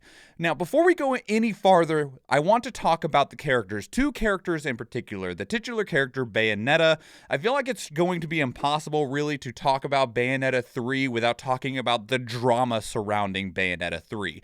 So, before this entry, Bayonetta was voiced by an individual named Helena Taylor. They voiced Bayonetta in Bayonetta 1 and 2, as well as anywhere else that Bayonetta had appeared at that time, such as Super Smash Bros. Now, Platinum Games, the developers of Bayonetta 3, had come out and said, hey, we're going to have a new voice for Bayonetta 3. There was some scheduling conflicts with Helena Taylor, so they won't be able to reprise their role. And everyone was like, that's weird, but okay. And then out of nowhere, Helena Taylor on Twitter comes out and is like, I turned down the role because they only offered me $4,000 for the entire job. And the entirety of the internet really just pointed a bunch of laser guns at Platinum Games for this, understandably so. Video games have a very long history of abusing their staff. Everything from the video game developers and tons of crunch, underpayment for developers, and then just kind of abusing their talent in a lot of ways too, both with underpayment, overwork, people destroying their vocal cords and stuff.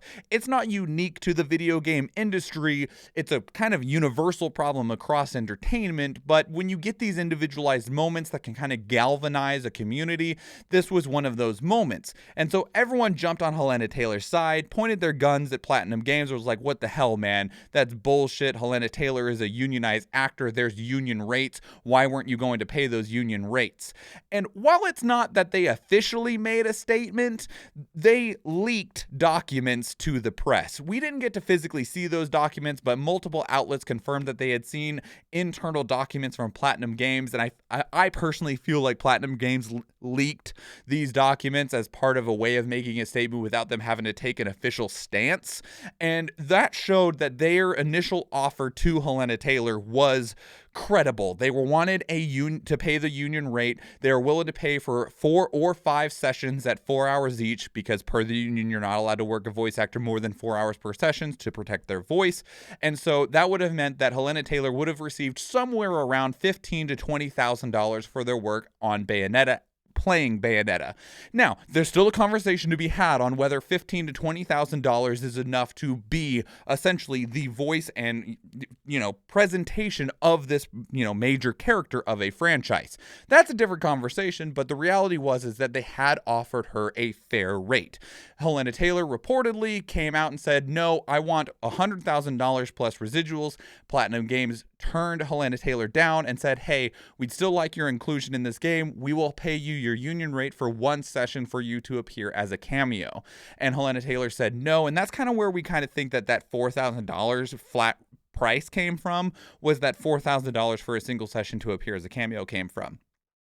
Now, Bayonetta is going to be voiced, or is now voiced, by Jennifer Hale, another unionized actress from the SAG-AFTRA Guild, same as Helena Taylor, and this has a lot of controversy even still. People have kind of, turned against Helena Taylor, but now the discussion is, does Jennifer Hale, a very well-renowned critical voice actress, do a good job reprising the role of somebody that they weren't voicing for? Jennifer Hale is an American voice actress doing a British accent for Bayonetta, and then you got that whole discussion. I will say that I felt that it was fantastic.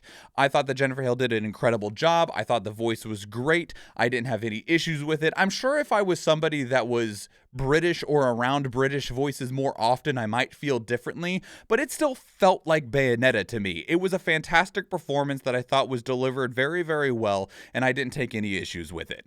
The other character I want to talk about is the newest character to the Bayonetta franchise, Viola. Now, first off, still talking about voices, Viola is voiced by Anna Brisbane, also known as Brizzy Voices. There's a very good chance that you might recognize Brizzy Voices if you've been around YouTube for any amount of time, because Brizzy Voices 12 years ago put out a video where they did the voices for every single Pokemon, the original 150, and I'm pretty sure since then they have done significantly more Pokemon than that. They've redone their initial recording, so they tried to copy the way that the Pokemon sound from the anime, and it went viral. It's been watched however many millions of times, and they've continued to really grow and progress as a content creator, but they also always were working on voice stuff, and I believe their first major role that they got was the voice of Viola in Bayonetta 3, and I really, really like Viola's character. I know that they're a very significant, galvanizing character for a lot of people. Some people disliked Viola immensely.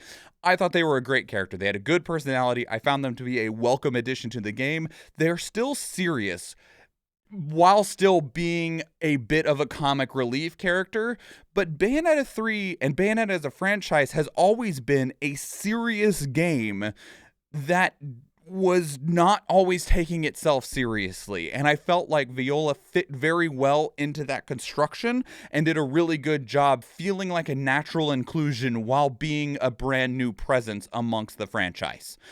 Next, let's talk about accessibility, because I think that's something that we need to talk a lot more about in video games moving forward, and it's something that I feel can be genuinely criticized on the plane of Bayonetta 3, in that there is no accessibility at all. Now, spectacle fighters, they're button mashy, they're combo-y, they want really, stellar response times because you need perfect dodges or perfect blocks or whatever. So they're already not very accessible games to a whole lot of people due to their natural difficulty. And it's not even because there's a large difficulty scale or skill scale, but just because the way that these games function, games like Metal Gear Rising: Revengeance, Devil May Cry, they some people can't play these games because they're so button mashy, or they require really high reflex times, and that makes these games already difficult to get into.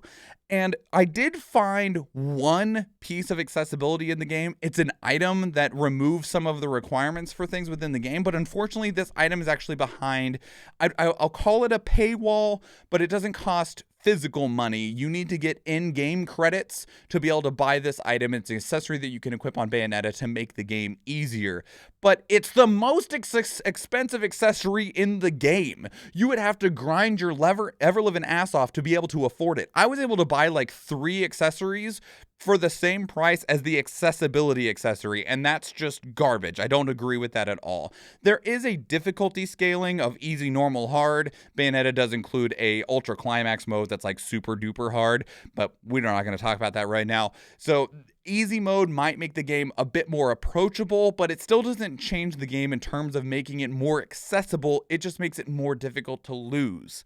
So we'll put that note on accessibility to the side. It is something that I think you should be aware of, and it's something that we need to hold games accountable for. Now, with all that said, though, Bayonetta 3 is by far the easiest and most accessible of the Bayonetta games. Bayonetta 1 is by far the hardest game in the trilogy. It has really hard QuickTime requirements that are pass or game over. There is no in between. It has really aggressive button mashing climax segments that, again, if you don't do them well enough, it is game over. It has an extremely high level of combat tuning, even on lower difficulties, to where the game is just difficult if you are not really in sync with what the game wants. Bayonetta 2 made this a lot easier. They removed a lot of those QuickTime events. They made the button mashing a little bit easier, and the game's overall difficulty was lower. And Bayonetta 3 goes even farther. The QuickTime events are completely gone. Thankfully, those were left back in 2019, where we never have to see them again, and I'll be really glad if they stay there forever. And all of the button mashing segments are, you can almost lazily tap the button and be able to make it there. This makes it a bit more approachable, but it still doesn't solve that initial problem of accessibility. Now, while the game is by far the easiest game in the trilogy, it's still fun. They have simplified some things in other ways because of the sake of new mechanics that they introduced. Weapons have been simplified. In previous games, you were able to equip different weapons onto your gun and onto your hands and onto your feet. And so you were able to, put like a katana in your hands and ice skates on your feet, or you could put rockets on your feet and shotgun tonfas onto your hands. And you could mix and match weapons to create your own combos, to really build out your own set the way that you really wanted it to go. That's not in Bayonetta 3 anymore. You get a singular weapon, and that weapon occupies your entire weapon slot. But they haven't just left it at that and removed that type of customization. There are new mechanics that exist in this. First off is a form of finishers. Your weapon dictates a sort of demon form that Bayonetta 3 can take, and you get finishers based off of what weapon you're holding that allows you to kind of get a new type of way to close out your combos based on the weapon you're holding. And this includes a bar that you can fill up to get kind of like a super attack that you can use during combat. And this is different from Bayonetta's like super flashy cinematic finishers. These are just extra bonus damage that you get if you're able to fill up these bars. But the main new mechanic is the ability to summon demons. Now, Bayonetta was always able to summon demons, but they would normally do this as, like I said, those really cinematic finishers. You'd button mash and a demon would pop out, and you'd have this cool cutscene where it chomps and chews or rips apart your enemy, and then the boss is dead, right? You can summon those demons now in regular combat. It's literally just a button press, the demon pops out of nowhere, Bayonetta does her dance, and you're able to control this monster and fight in your normal combat segments.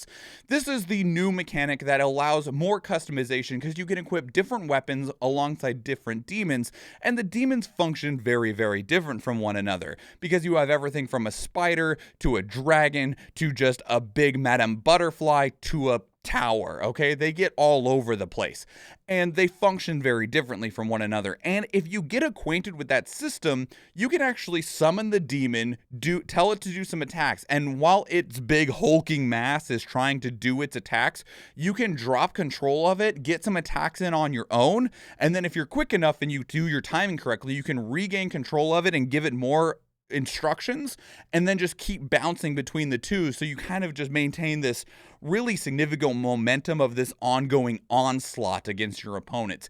It's really satisfying when you get down to like really grasping and understanding it. That said, though, it never feels like it generally gets its moment of appreciation. Part of this is because the environments have been made bigger for the sake of having more enemies, and there is a new enemy type in the form of the homunculi. In previous Bayonetta games, in Bayonetta 1 you were fighting against angels, in Bayonetta 2 you were fighting against demons, and in Bayonetta 3 you're fighting against these homunculi. And while there wasn't a significant amount of enemy variety in previous Bayonetta games, the enemies felt different and they looked different. The enemies in Bayonetta 3 are all these kind of amorphous green blob creatures with some white chitinous armor. And because they're these like armored green blobs, they all look very, very similar. And all of the bosses also feel very, very similar too. And I think the largest part about that is actually because none of the enemies have any character. In Bayonetta 1 and 2, the enemies had character. Each boss, in Bayonetta 1, you're fighting against a significant angel. In Bayonetta 2, you're fighting against a significant demon. And those demons and angels had their own personality. They knew who Bayonetta was, and they would, on their own as an individual, talk to Bayonetta about why what Bayonetta doing was right or wrong, or how it was hopeless, or how they were going to stop her, or whatever, right? And you don't have any of that in Bayonetta 3. All of the big major enemies in Bayonetta 3 are all being controlled by the big bad evil guy, and he's just a ghost face Mufasa style character, and he always says basically the same things. So it's not that I don't think that the designs are great, it just feels like they lose so much by not getting to be their own level of enemies, and to that it kind of takes away from a lot of their presentation and impact compared to the way that major enemies were presented in Bayonetta 1 and 2. Now, there is one other gameplay part in this, which is you do get to play as Viola. In previous games, you were always playing Bayonetta. You did have the option of alternate characters. You could unlock other characters later on in the game, but they all still played the same. They might have very slight tweaks or changes, or maybe they take and deal extra damage, but otherwise, they were still the same gameplay style that you'd been doing for however many hours as you played as Bayonetta. And normally, these were post-game unlocks. Viola in Bayonetta 3 is the exception here, in that Viola is a required played section where you have to play as Viola, and Viola does not play like Bayonetta does. It's not a significant change, but it does have a singular mechanical alteration that is a significant change. So all of the Bayonetta games have a mechanic called witch time, whereas if you dodge at the correct point in time, basically right as the enemy is about to hit you, you will activate a short window of time where the enemies will move in slow motion, you're moving in regular time, and you just get an opportunity to beat the ever-living bejesus out of that enemy that you perfect dodged. Viola doesn't have that ability to do it from a dodge. Instead, Viola can only activate witch time if they do a perfect parry, which most of the time Bayonetta does not have a parry. Dodge is what you rely on to avoid damage and to activate quick time, to activate witch time, which means that you get that opportunity for that extra damage. Now, parries and dodges often will go hand in hand in video games. If we take a look at Soulsians across history, Dark Souls all the way through Elden Ring or Neo or whatever, generally you have both of these options available to you, parry and dodge. But they have different pros and cons available to them. Dodges are purely defensive, they allow you to reposition, which I guess you could see as an offensive, and they will mitigate damage by you just not taking any as long as you dodge properly to avoid the enemy's attack. Parries, on the other hand, are normally high-risk, high-reward mechanics. If you parry correctly, you will create a window in your opponent's defense to get like a critical strike, a visceral, whatever you want to call it. They'll be disarmed for a short amount of time that just allows extra damage to go through. Viola does have the ability to dodge, but so much of your damage in Bayonetta is reliant on those witch time events that in order for you to get those opportunities, especially against bosses, you need to parry them in order to activate witch time so that you can get your damage window in. But parries, again, are high risk, high reward. If you mess it up, you eat that damage to the face. And after you've been playing as Bayonetta for hours and you're just really gotten into this rhythm of like dodge, dodge, dodge, dodge to get out of this, dodge to be rewarded with witch time, moving away from dodging at all to you need to try to perfect time your parries is brutal. Because in Bayonetta, if you don't get a perfect dodge to where you activate witch time, there's a very, very good chance that you still succeeded in dodging and you will still mitigate that damage. Maybe you reposition, maybe you can get 1 or 2 small hits in. It's not nearly as beneficial as activating witch time, but you're still rolling, right? With Viola and the parry mechanic, if you don't get it right, you just get punished, and you get punished very brutally. It's not that I don't think it's a good mechanic. I think it is. It's just after playing for hours as Bayonetta and being forced into these Viola segments, it feels super punishing in a painful way. I think that if we see a Bayonetta 4, which we will see a Bayonetta 4, that if Viola is maybe something that you play as earlier on, it'd be easier to adjust into, but there is definitely a bunch of like shock involved with being hard shoved into that new mechanic when it wasn't something that we had really had at any point previously in the franchise, let alone in the hours leading up to when that mechanic was introduced.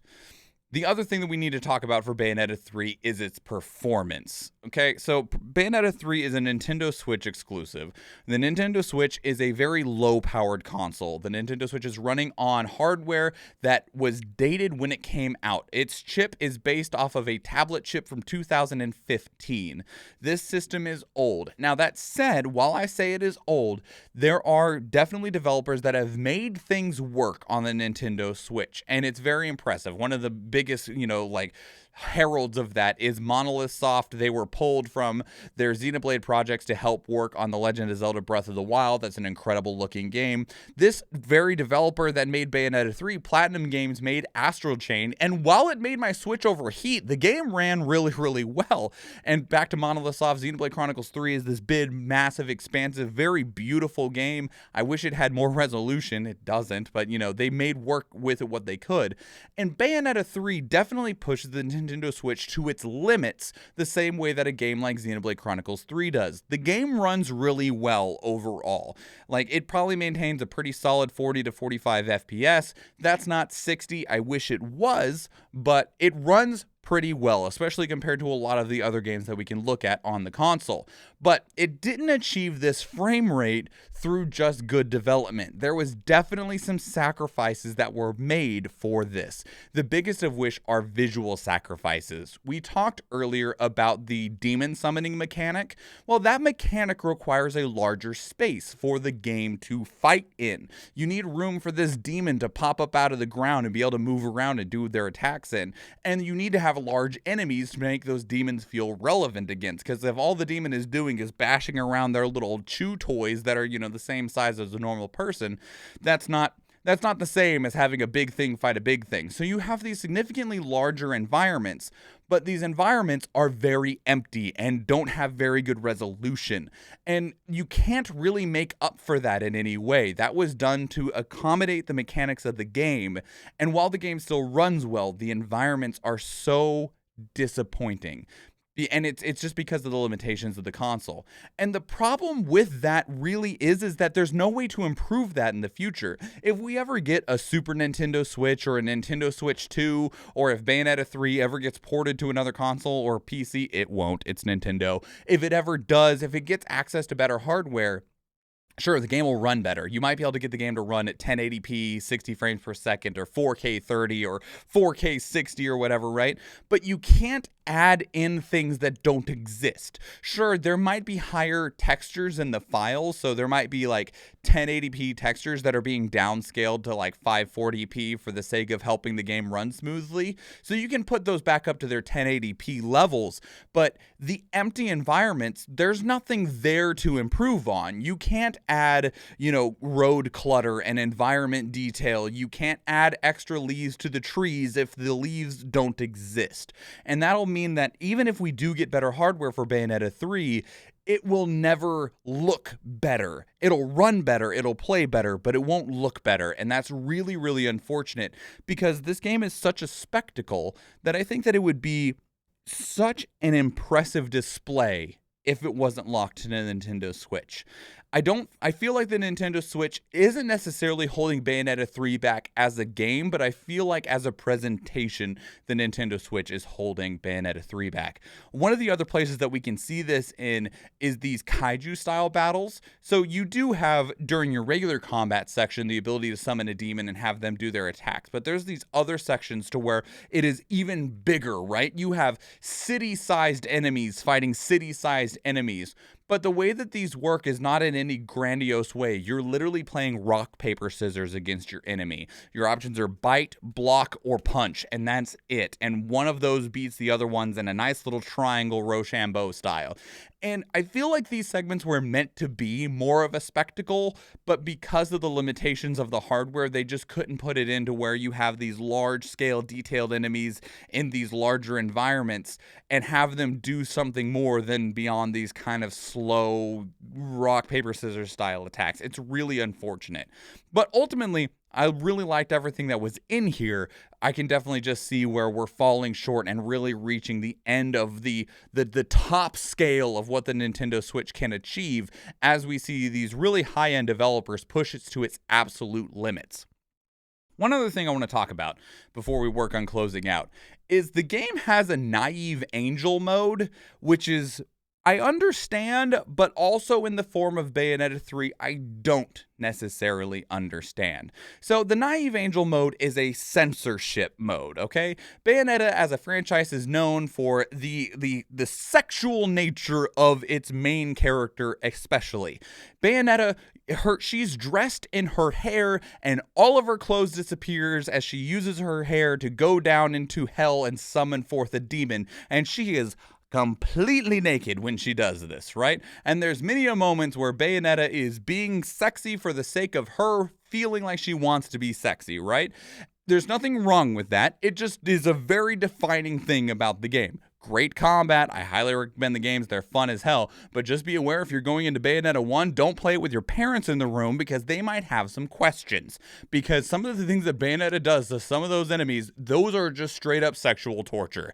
Not even a joke. So going into Bayonetta 3, it having a naive angel mode made sense as an initial thought. However, everything that I just talked about, I'm mostly referencing Bayonetta 1. A lot of that sexuality type stuff, that sexual nature, innuendos, straight blatant like shots of Bayonetta's boobs and then the camera slowly pans through her crotch, lingers on her ass before zooming out and you beat the shit out of some things. That doesn't happen in Bayonetta 3 at all. There is like one moment where like Bayonetta like moans just a little bit before she just goes into combat mode. Even when Bayonetta summons demons, most of the time she's wearing like this leotard thing still, which like goes down her chest and stuff. She's still like partially dressed. So, and the naive angel mode is meant to censor those moments to where either the clothes don't disappear. I know at one point like a cigar gets turned into a candy bar and stuff. And so I guess for that purpose, it still serves a purpose. But Bayonetta 3 is wildly tame, super tame compared to previous entries in the franchise, to the point that they feel almost disconnected with how tame Bayonetta 3 is compared to Bayonetta 1 and 2. I don't mind it. I didn't feel like it took away from Bayonetta 3 because some of those segments are so gratuitous that they're almost awkward. But Bayonetta 3 has almost none of them, and that's okay.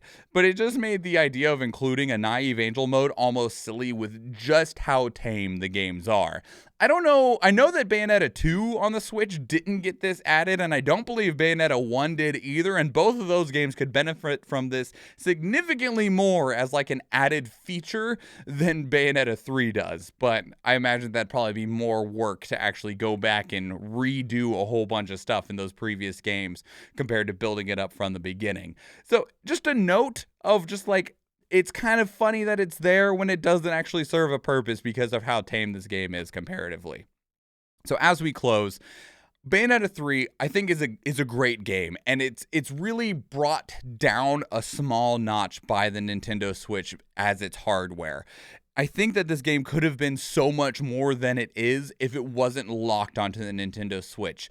And it's really just because this game wanted to be bigger than Bayonetta 1 and 2. Bayonetta 1 and 2 both still look really good on the Switch, but they are more smaller, condensed, contained games. You're fighting in smaller courtyards, hallways, but none of that was possible in Bayonetta 3 because of the mechanic of summoning big demons alongside you. So all of the environments had to be bigger, but they're all so empty and so boring looking in a lot of ways because they couldn't put a lot of detail into them because of the limitations on the Nintendo Switch. I do have hope for Bayonetta 4 because by that time we should have the Super Nintendo Switch or Nintendo Switch 2 or whatever they end up calling it. And initially I was curious of like if we'd even see a Bayonetta 4. I was hoping that maybe we'd see that the drama that we talked about at the beginning of the video would lead to extra sales for the game to where Bayonetta 4 might have a higher chance of getting funded. But in recent talks, Hideki Kamiya, one of the leads for Bayonetta 4, was just like, oh yeah, we're already working on it. It'll be a ways away. Don't expect it anytime soon, but yeah, we're already working on it. And I was like, wow, okay, that's cool. Oftentimes we're waiting for years to hear if there's even a hope of a new game in any franchise, let alone Bayonetta. And even Bayonetta 3 was something that was just like whispered about on the wind for years until finally they're like, yes, here's a logo. And we were like, oh, will you tell us more? And they're like, no. And we're like, oh, okay, cool. But for them to just outright on Twitter just be like, oh yeah, Bayonetta 4, confirmed. We're working on it now. It's like, holy crap, really? Okay, cool. Okay, thanks. Where does this game sit on a critical scale?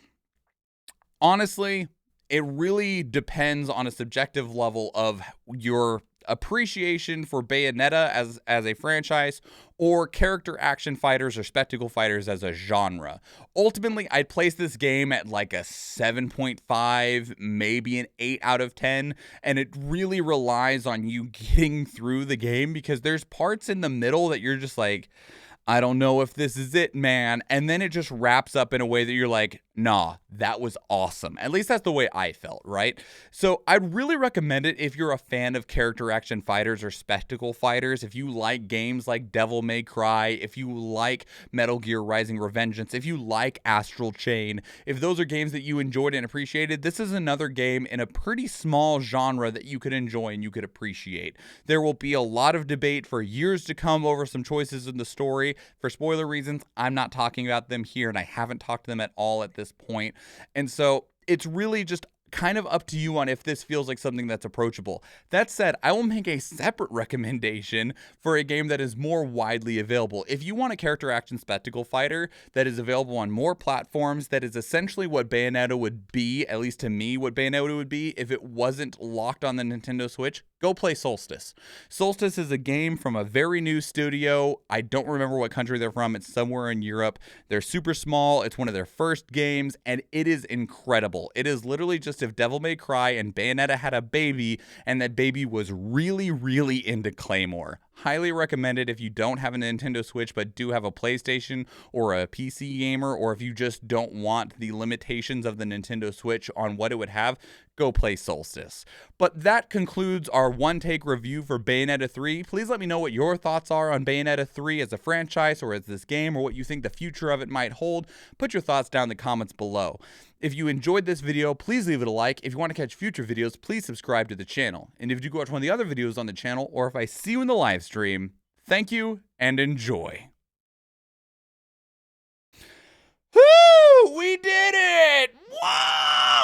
Oh my God! We got a battle run, y'all. Oh my God. How was it? How was it, everybody? How did it feel? How did it sound? How was the presentation? I wasn't too rambly, was I? Hello, Star. Welcome in. Hello, Fanny. Sheesh!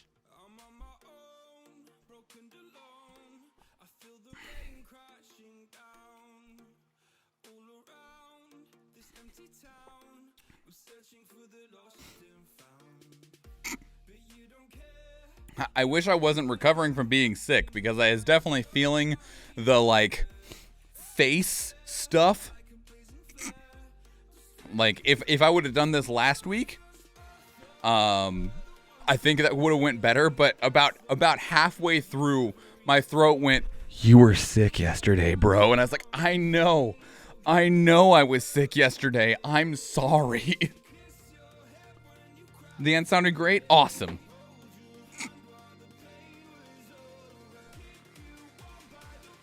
Not too rambly, not too rushed. That's good. I know sometimes I can talk too quickly, just in a general sense, because I got so much that I want to say. Borealis. I have been corrected. I had been calling them Borealis. Their name is Borealis. With the gold. Athena with most kills and assists. Loyalty token chest, everybody. If you are still trying to grab a couple of tokens for some tier rewards before the end of the event, now is your chance to do so.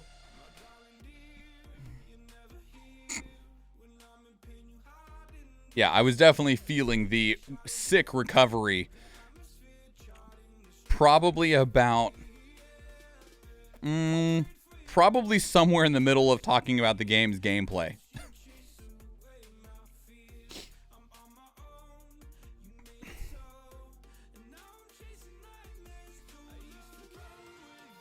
Okay, I need to change shirts and hats real quick. I'll be right back.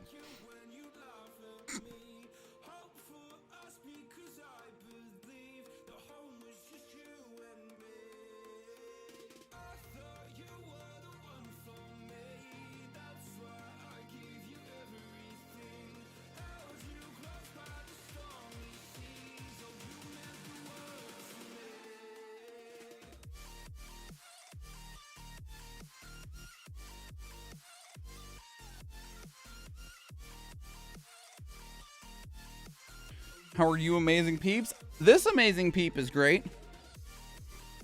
How are you, Star? How have things been?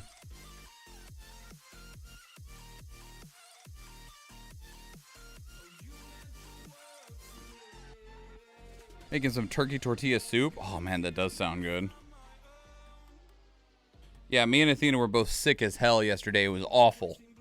Like, Friday night, I went to bed at like 2 a.m. and I woke up at 10 a.m. No, I woke up at 9, and that was fine, right?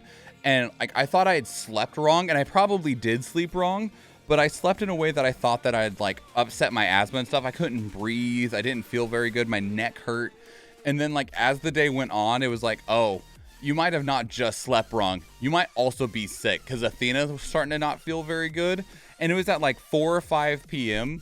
that I was like, I was down here and I got off of Discord with some friends. I was like, hey, I'm going to switch computers. That way Athena can get things ready for Athena's stream tonight. And then I went to go check on Athena, and Athena was like curled up and was like, I'm so cold. I don't feel good. And I was like, oh, well, let me lay with you for a minute. Slept from 5 p.m. yesterday till 10 a.m. today. 17 hours of sleep happened. I'm feeling better. But damn, did that suck. Like, was cold and hot and hungry and not hungry, and just everything would like felt gross in the face, and headaches and pains. It was awful. Definitely feeling better today, but still have the general issue of like just like post sick recovery stuff, you know? Not great. Don't recommend. 0 out of 10. Especially since we were just sleeping, right? Like, it was just sleep. It wasn't even anything that was like, oh yeah, you know, we get to, you know, you can curl up and play a game or something. Nope, just sleeping.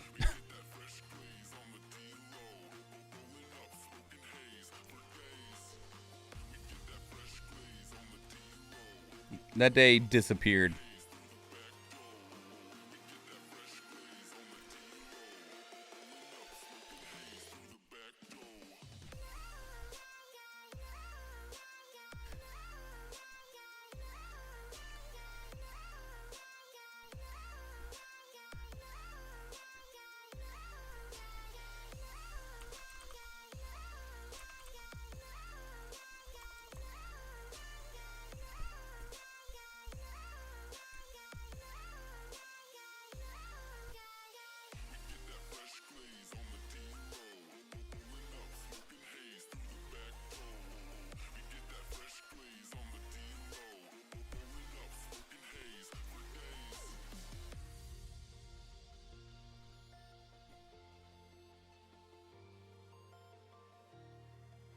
I'm okay.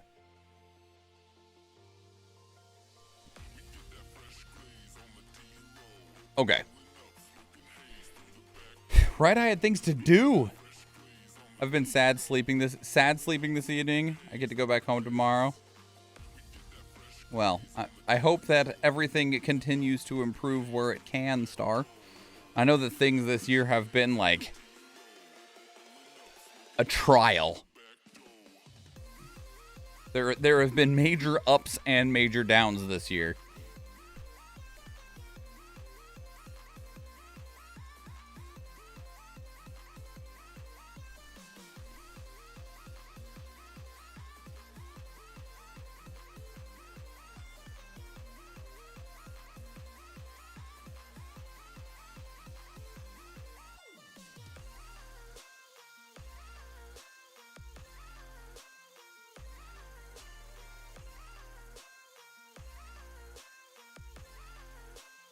Also, Star, your little emote is really, really cute.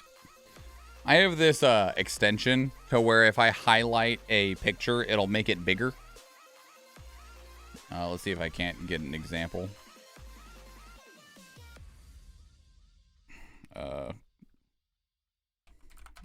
Just search the cry emote. So, like, I can take a picture and watch, it won't. Oh, it's because I'm not in. Hang on. Here we go. So I have a browser extension that I can highlight an image and it'll make it bigger if it has the ability to be made bigger. Why is this one the only one that worked?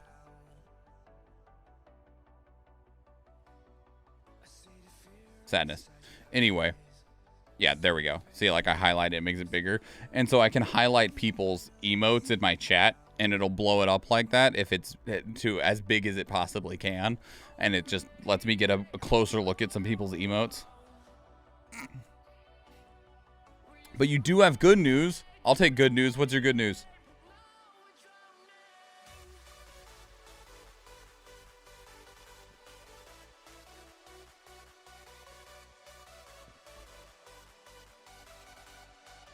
Got a new doctor and he believes I've been misdiagnosed and got me off my meds. End of December, I go back and we go and get a double check and a second opinion. Nice.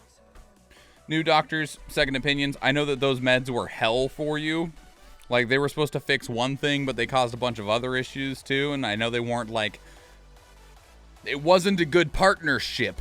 So I'm glad to hear that.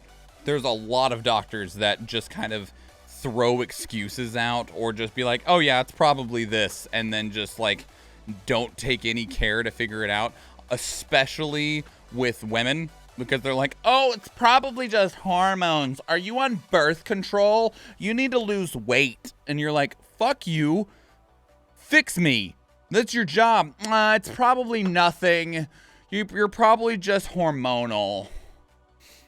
And it's like, are you sure? I don't know if it's as bad as you say it is. I think you might just be overreacting.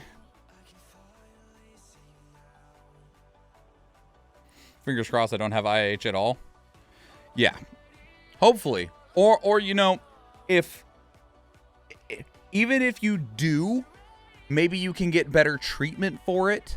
You know, maybe you'll have a doctor that'll listen to you more, you know, to where you can look for something that doesn't like feel awful all the time. So it's exactly what the first doctor, yeah.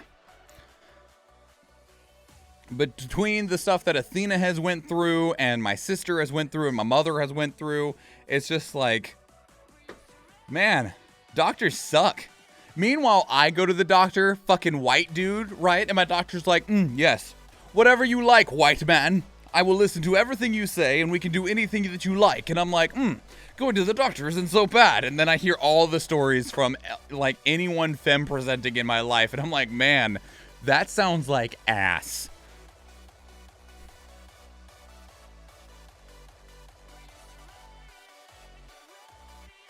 The new doctor actually wants to find out why I can't lose weight. It could be something like your thyroid, even, right?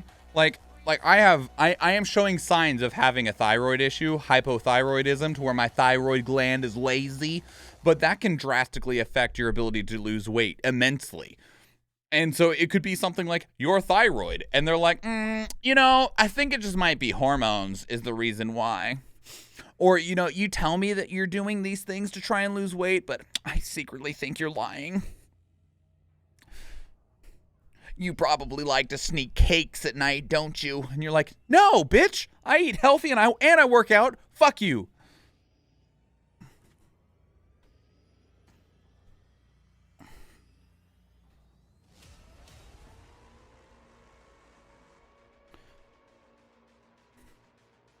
Sorry, Athena. Okay, let's do another video real quick.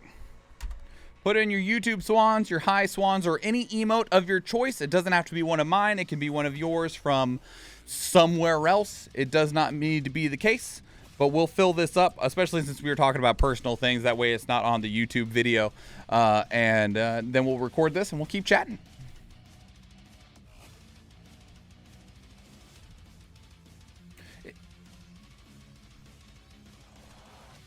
I'm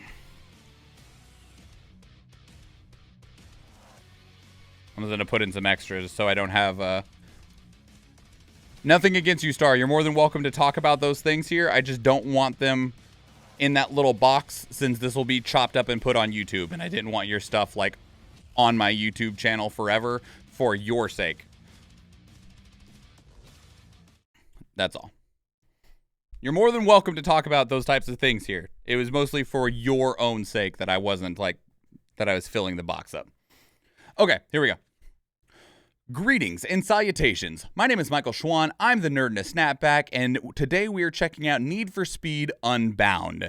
Now, this game kind of got announced out of nowhere. We had heard like some leaks and rumors that a new Need for Speed game was coming out, and then they're like, oh yeah, here it is. It's announced, and it's going to be out in a few months, and everyone was like, well, okay, all right.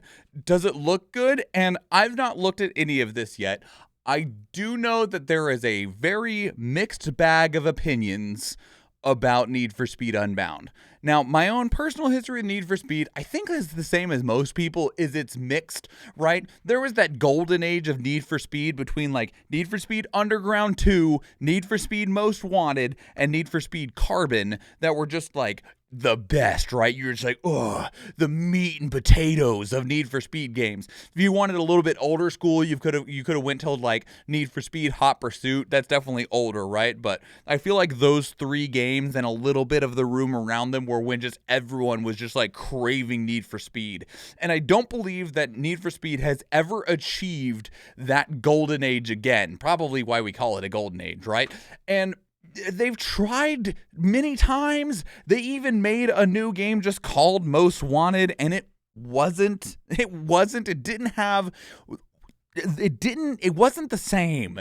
And I think that they're trying to kind of like recapture that lightning in a bottle that they really had like a few years running back then. And they're hoping to try and recapture it here, but they're doing so by being new. And that could absolutely work because I feel like trying to recopy something from the old doesn't always work because sometimes it just feels like a cheap imitation, especially because we've had such an era of just like microtransaction bullshit that's just really hurt a lot of these games in a lot of ways. Racing games especially, because they like want to sell you cars or wraps or whatever, right? And it's like, no, one of the appeals of these games is the customization to build my car and make it look the way that I want, and don't charge me for that, because then the thing that makes me like your game, you're charging me for. But I do know that there is a visual thing going on in these games that has a lot of people raising their eyebrows. And I instead of trying to describe what I think it is, we'll just be shown it. So this is Need for Speed Unbound.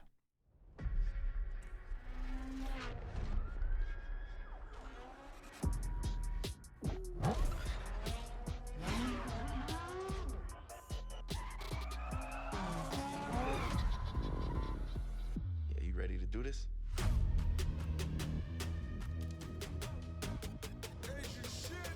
Let's do it.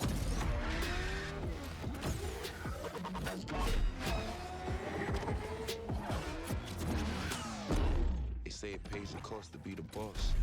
Time to show them who's in charge.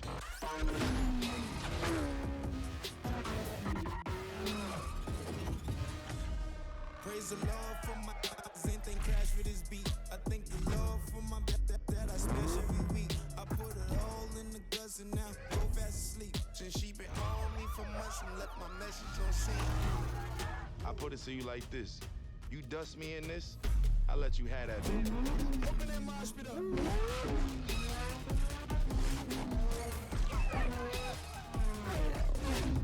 Let's go.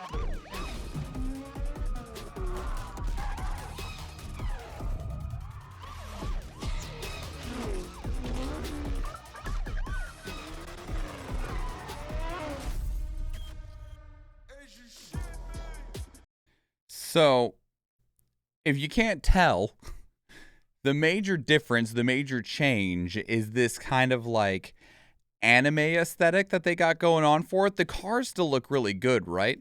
But a lot of the time, like, where's that little, there was such a good little clip of it. It was earlier on where they where they activated the boosters. These drawn aesthetics on the screen to where there's these like paint streaks coming off the sides of the car and stuff. That's not just the trailer. That is the game. Now, I do know that you do have the option of turning these effects off. So if you want a less dramatic Need for Speed experience where you don't have these drawn stars and X's and paint streaks flowing off the sides of your car, you can turn that off. They have announced that you do have the option of deactivating that, but it is definitely such a significant change from what Need for Speed has been, where it's been trying to be like serious, right? Now that said, I don't know if you can turn off these character models. If you can't, that's perfectly fine. Like, I feel like because Need for Speed is not about the characters, right? I don't know if there's ever been, name me one Need for Speed protagonist or antagonist. I can't, and I've played most of them, okay? It was never about the people in the game. These characters look cool, right? I'm sure some people will hate that they're all like arcane style animation characters, and it almost feels like there's inspiration for arcane in this game in general with the way that they combine some of these like anime 2D visual effects alongside the more serious like photorealistic style graphics, right? But yeah, so I don't think you'll be able to turn off the character models because I bet those are pretty like locked in, but you can turn off the special effects when you're driving and stuff. So definitely a unique step for Need for Speed. How it will pay off for them is sure to be interesting, but by all stretches, it's gotten people talking about their game. So that was just the initial reveal trailer back in October. This game comes out December 2nd. That's how soon it was between their initial reveal and release. There was rumors that there was going to be a new Need for Speed being announced and coming out soon. 2 months. Revealed October 6th, releasing December 2nd. So this was kept under lock for a while. But we'll keep checking it out because we have 4 more trailers to watch. This is the Risk and Reward gameplay trailer.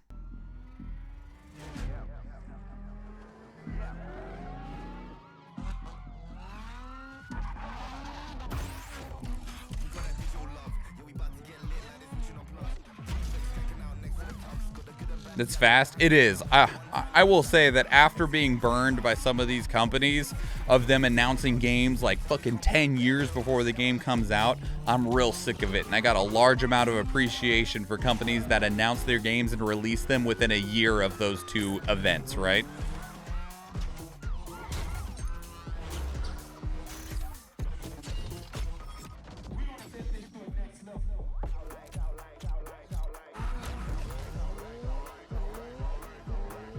So, obviously, I'm a fucking weeb, right? I'm a video game anime nerd.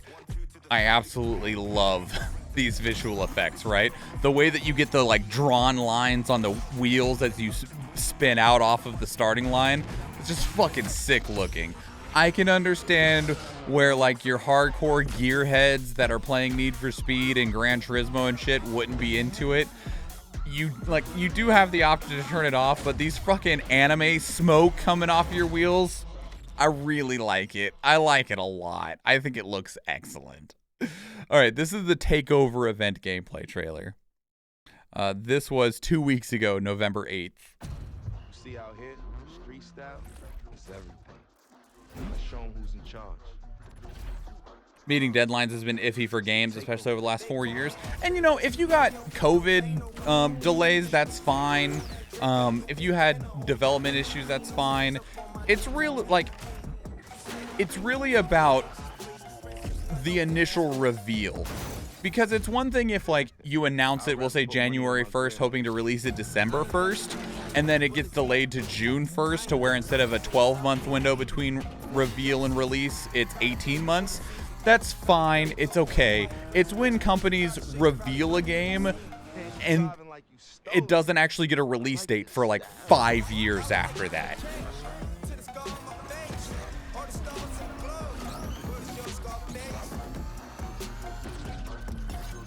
That's how you do it. See, I was rooting for you too, man. You made me proud.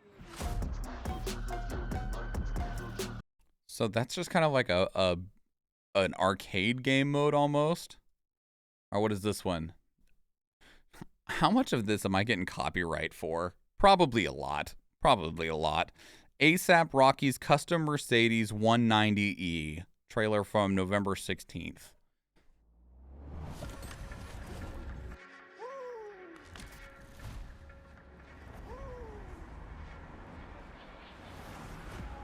Why are the doors taped up? What happened? Are they just being protected? Is that what it is? Yes, okay. Trying to protect the paint. Damn.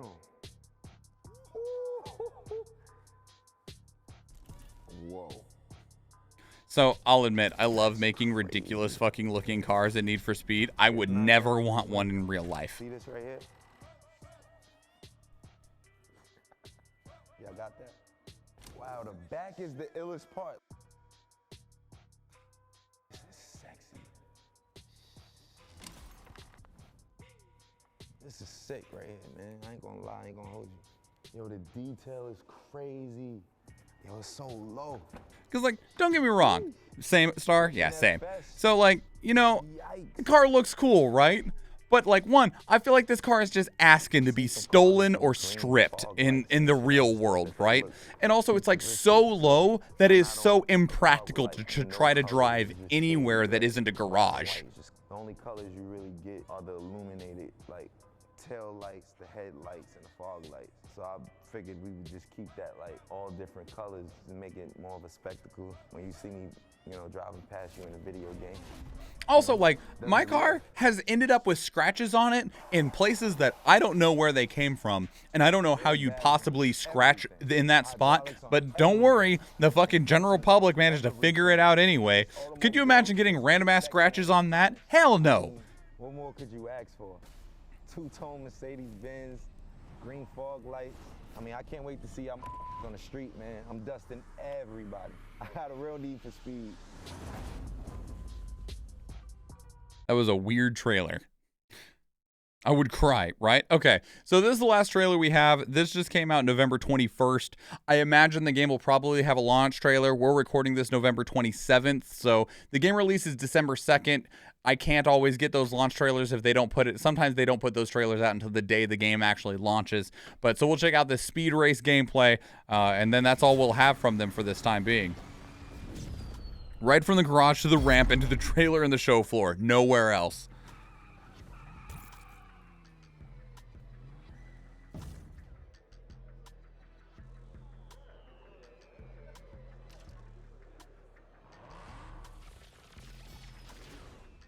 God, I really love these effects, right? I love them a lot. I think they're really cool. They just add a character, especially because I know that they're customizable too. Like if you wanted yellow smoke instead of green smoke, you could.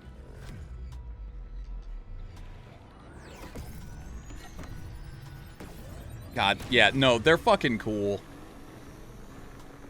The spin as the tires start warming up.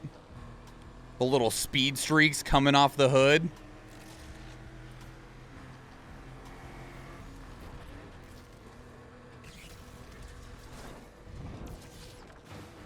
The wings as you're getting air. No, these are fucking sick, okay? These are cool.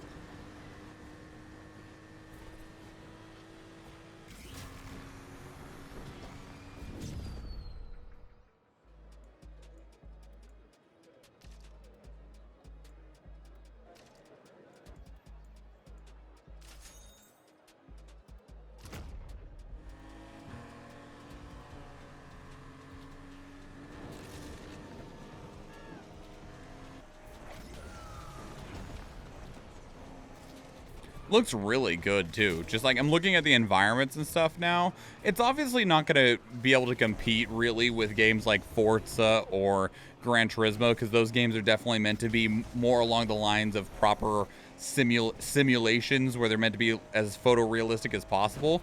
These environments look pretty damn good. The cars look pretty good too.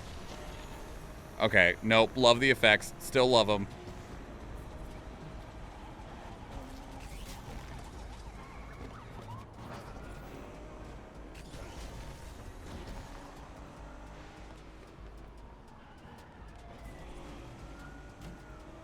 They haven't really talked about the police in this game. None of these trailers have. They mentioned it a little bit about, like, you know, escape from the cops and stuff, but that was one of the really big things about both Carbon and Most Wanted that I feel like both those games did really well, was the police mechanics.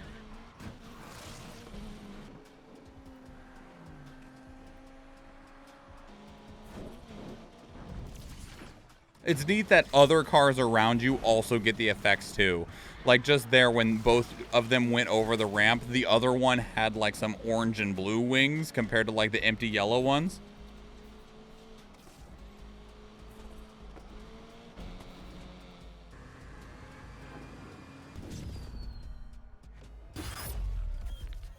Yeah, that looks great.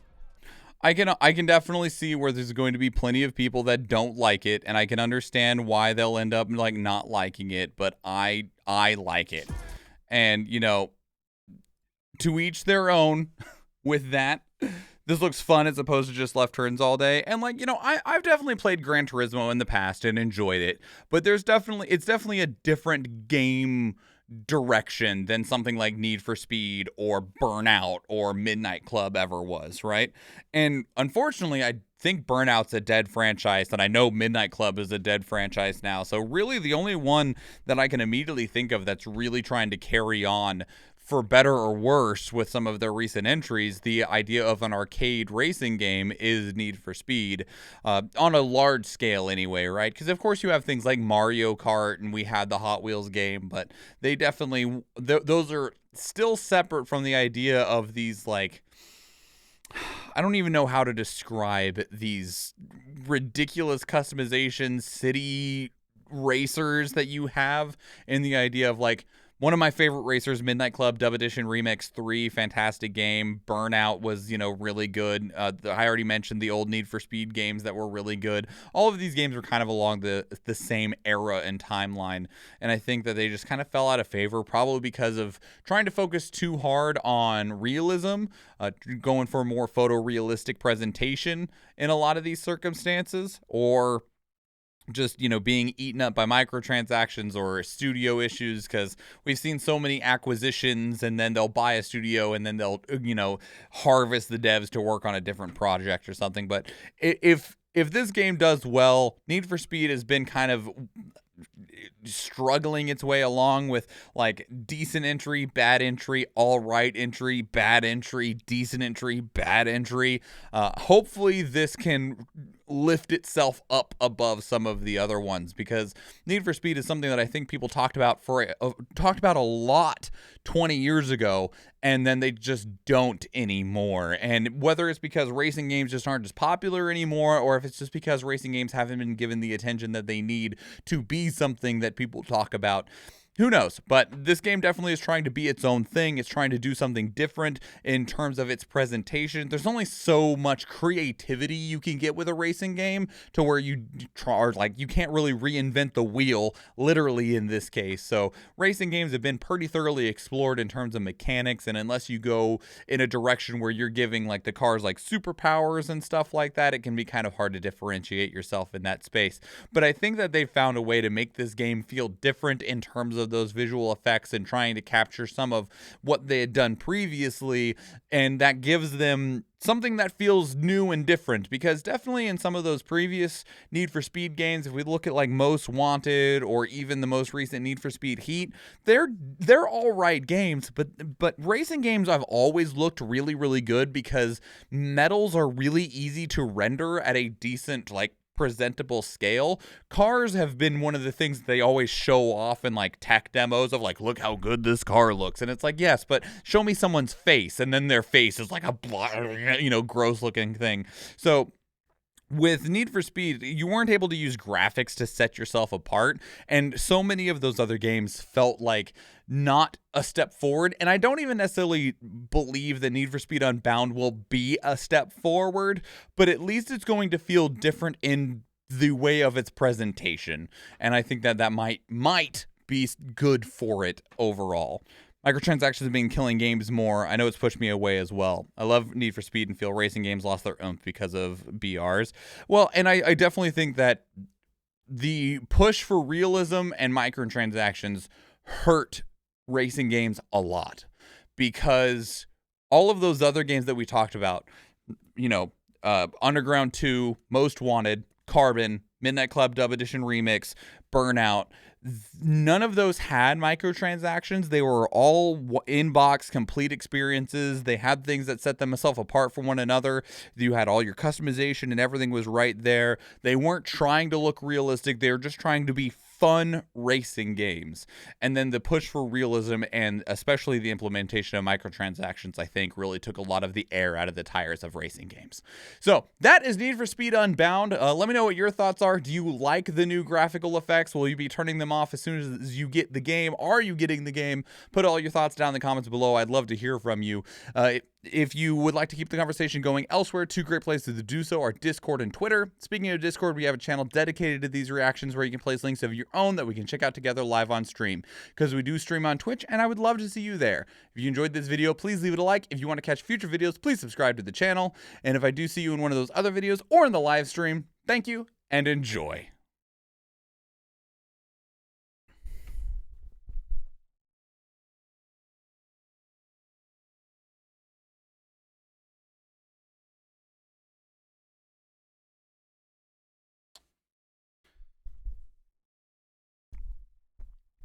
So, Star, to return to the previous conversation, thank you, Star.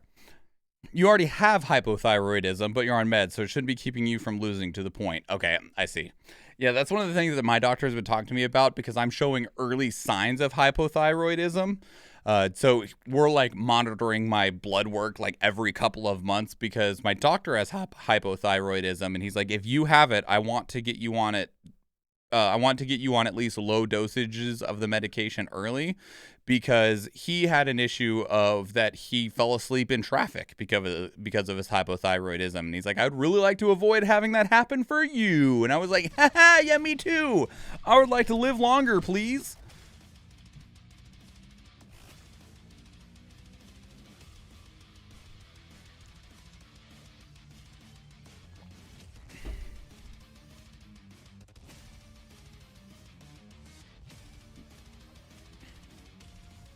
It's the worst. You were falling asleep randomly. I haven't hit that point currently, but my doctor is concerned that I could. So he's like, we're going to watch your blood work real close because we don't want that to happen. And I'm like, yeah, that would be appreciated.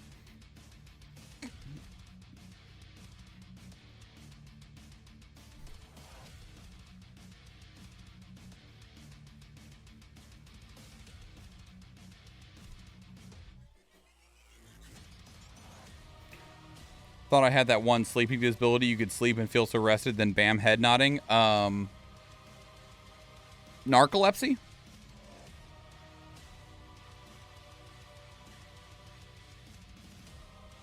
$50 gold going to Tom.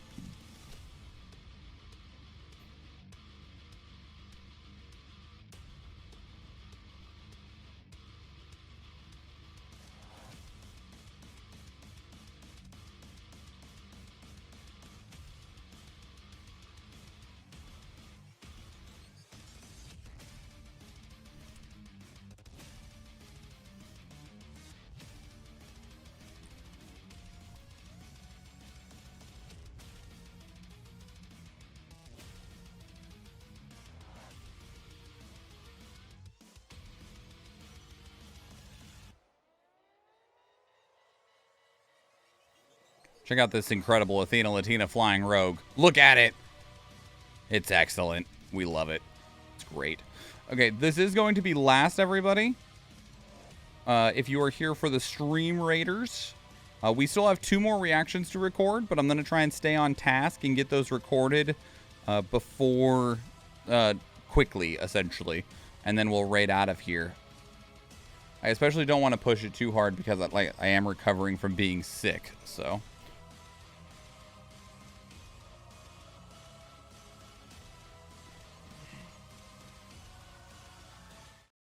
Okay.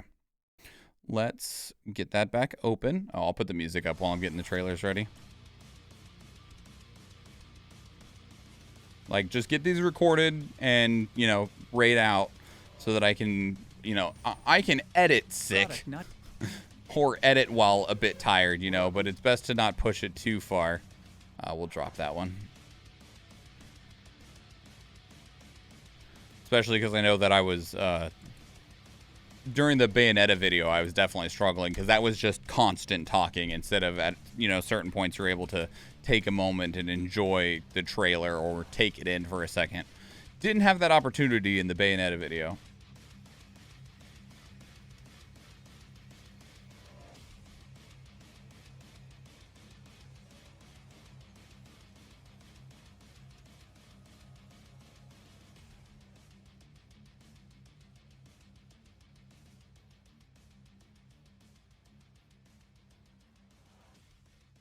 Okay.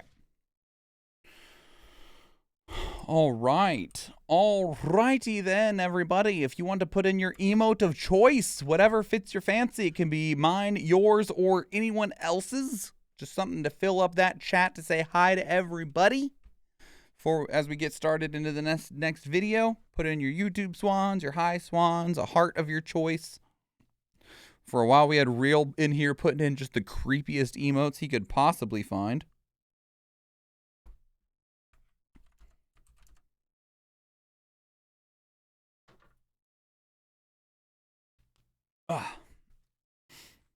And here we go. Greetings and salutations. My name is MichaelSchwahn. I'm the nerd in a snapback, and today we are checking out Swordship. Now, Swordship is an arcade action roguelike, but that is not a very good description because that could mean a whole bunch of different things, like just a whole bunch, right? So what I can say from the screenshots that I've seen is it looks kind of like a combat racer. Think along the lines of maybe like Road Rage, but you're in a battleship. I'll just let the game kind of explain it further because I could easily be significantly wrong, but you know, one way to find out is just to stop talking and to play the trailer. So let's go.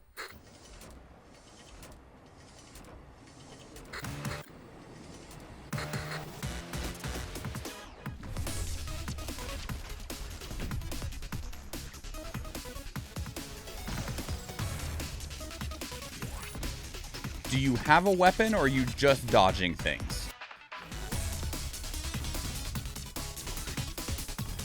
Is this the music that plays while you're playing?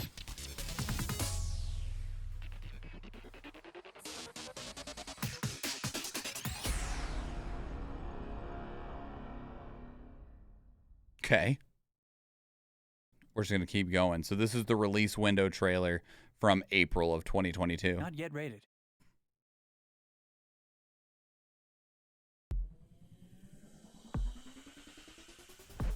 High speed, high skills, no weapons. Well, that answers that question, okay? You do not have a weapon. You are just trying to dodge. So it's almost like a bullet hell in a way. Load up the next ship.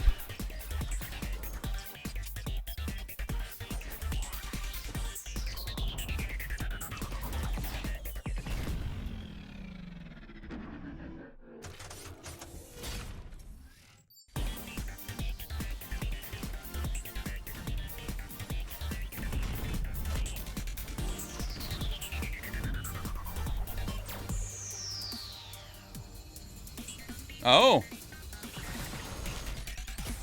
How do I beat the boss if I don't have any weapons? You just gotta fly as long as you can. All right, so this is the gameplay trailer from August 31st of 2022 at Gamescom.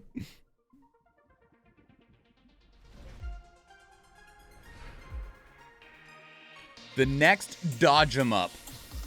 Instead of shoot 'em up, a dodge 'em up. Okay, I'll take it.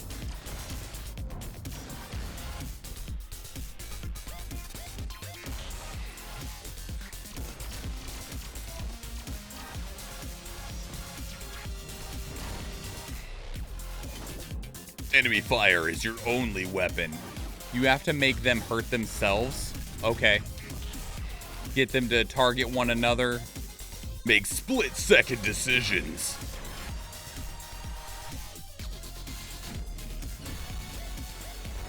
I get it, I get it.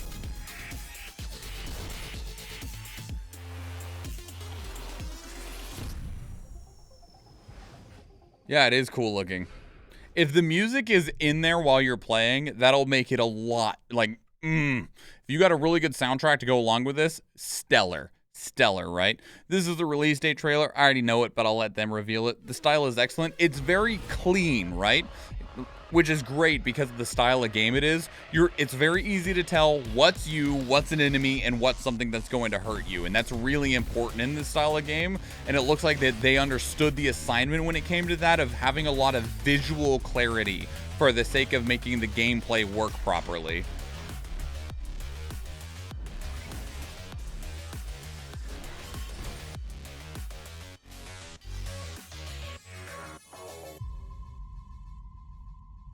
That is not... Oh, wait. Yes, that is the right date. Okay. My fucking American ass over here. I was like, May 12th? No, that already passed, peasant. This game releases on December 5th. Wait, I'm the dumb one here. Day, month, year. It makes a lot more sense, okay? I don't know why Americans do month, day, year. It's stupid. I think that this is a better system, but you will not make us change because it's not up to me. Okay, so there's probably going to be another trailer here in the next week or so. This game does release on December 5th. There is a demo available currently on Steam if you'd like to try it out. It doesn't have a price listed on its Steam page. We did see that it is available on fucking everything. PlayStation 4 and 5, Xbox One and Series X and S, Nintendo Switch, Epic Game Store, Steam, and Good Old Games, which that's really cool. Good Old Games is nice because it means that you can get a DRM-free version if you're concerned about those sorts of things. It does not appear that it's going to be on Game Pass, but I also feel like this game might be at a price range that I don't need it to be on Game Pass the way that I would want some other games to be on Game Pass that I'm nervous about playing and paying a premium for. I don't know why Americans blank. I feel that could be a whole series. Oh, you are absolutely correct. You can play it all the time. ADHD would love it with good music. If it had, like, that was some really good music in those trailers. If those tracks are used and you have a nice catalog of that music that's available for your runs in this game, whew, that could be a nice just suck you in and never let you go style game. So that's Swordship. I grabbed it because I was looking for, admittedly, I was looking for games that were coming out in the near future that I could fill my daily videos with. And I was like, this is the best looking one of the ones that I've seen just by peeking at screenshots, and I'm glad that I did. This is definitely a game that I haven't noticed under any circumstances. It's one of the reasons that I like doing these reaction videos the way that we do them, because it means that I now get to see a game that I likely would never have seen or taken notice of otherwise. So that's Swordship. It looks really good. It looks like a lot of fun. If you are into an action roguelike of this nature, they called it a dodge 'em up, which is kind of a fun idea. There you go. December 5th. It's a little over a week away. I hope that you'll take a little closer peek at it if it is something that you take notice of. So let me know what your thoughts are on Swordship. If you've tried out the demo, did you enjoy it? Does it feel as good as it looks? Put your thoughts down in the comments below. If you want to keep up the conversation elsewhere, two great places to do so are Discord and Twitter. Speaking of Discord, we have a channel dedicated to these reactions where you can place links of your own that we can watch together live on stream, because we do stream on Twitch, and I would love to see you there. If you enjoyed this video, please leave it a like. If you want to catch future videos, please subscribe to the channel. And if you do watch one of the other videos on the channel, or if I see you in the live stream, thank you and enjoy.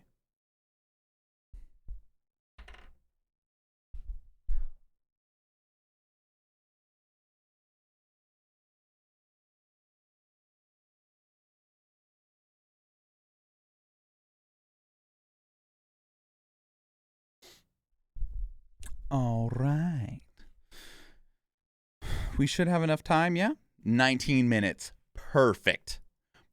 Perfect amount of time. Get this next one queued up and ready to go. I'll change hats. We'll record this next one. We'll run that final battle and we'll raid out of here. It's stupid good, but why would you say that when I'm not eating it?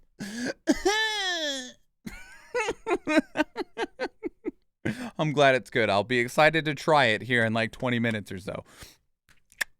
Good soup.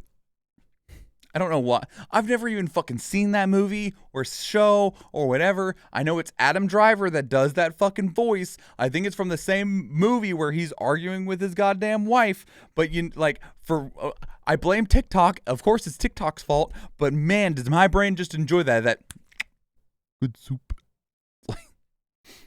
Hey, El Canadiano, how are things? Better today, because damn, were me and Athena sick as shit yesterday.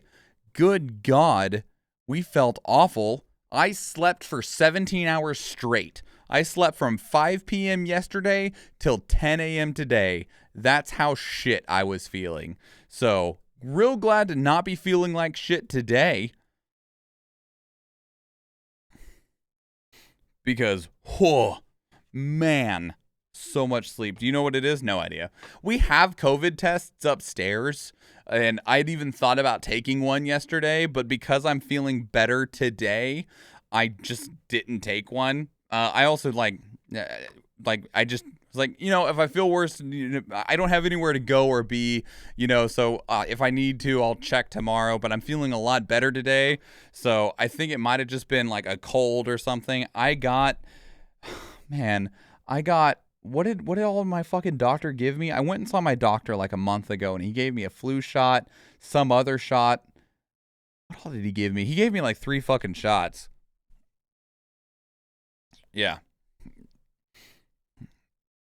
He was like, there's all this stuff going around. You're here, and we have shots left. Take them. And I was like, yes, doctor.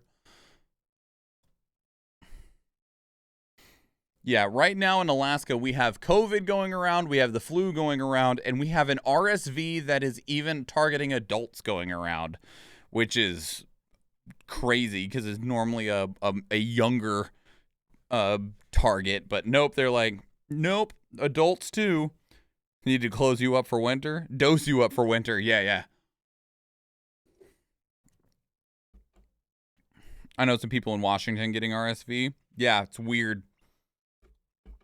I mean, for all we know, humanity's immune system got weaker over the last 2 years while we were all avoiding one another, or most of us were avoiding one another. And so now adults are more susceptible to RSV. I don't know if that's actually what it is. It's just throwing out a guess. Shit could have mutated. I don't know.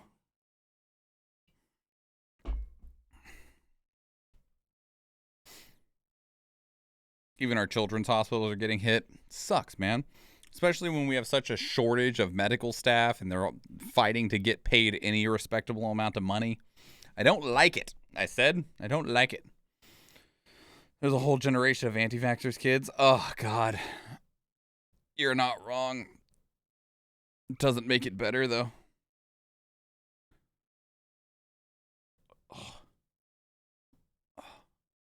Oh.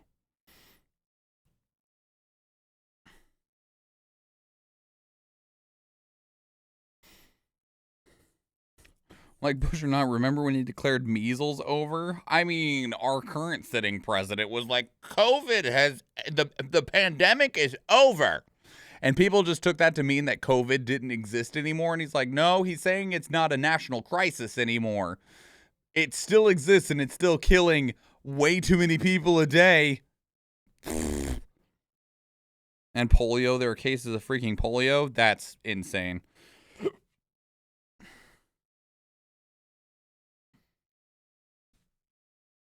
It's insane.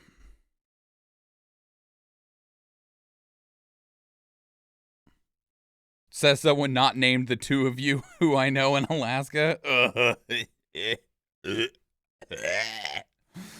All right. Let's record this last one, everybody. Put in your YouTube swans, your high swans, your whatever emote fits your fancy. It can be from my channel, someone else's channel. It can just be a Twitch general emote channel. Fill up the chat box. Dimjin's like, fill up the chat box? Got it. All right. Greetings and salutations. My name is MichaelSchwahn. I'm the nerd at a snapback, and today we are checking out Marvel Midnight Suns. We've checked this game out before, but man, let me tell you what, the developers have just been like, let's just put out as many trailers for this game as possible.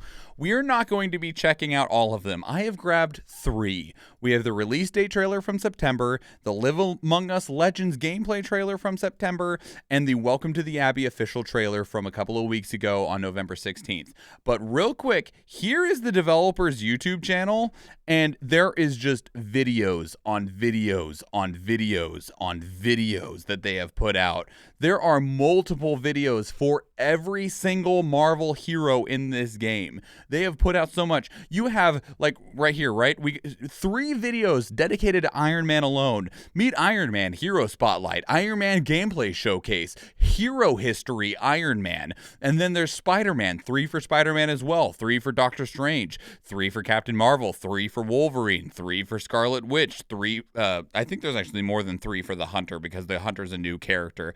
There's 3 for Magic, 3 for Blade, 3 for Nico. Like, they put in, there's so many trailers here. There's a lot of them. We are not watching all of them, but if you needed more, it's out there. It's available to you. This game does come out very soon. It comes out on December 2nd. So if you just really wanted to absorb a whole lot of it, I imagine that these history trailers would actually probably be really cool if you wanted like just a insight into who these heroes are rather than necessarily needing to watch the little trailers for like gameplay purposes. So you could probably get some value out of that if you wanted some backstory on the actual heroes that are in the game, like Marvel heroes, even beyond in the game, right? I'm pretty sure that these are focused on more of the heroes as a whole. But we're here to talk about the game. So let's check out the game. This is a tactical strategy game along the lines of XCOM. In fact, the developers for X's Games, they are the people that made XCOM. So let's go.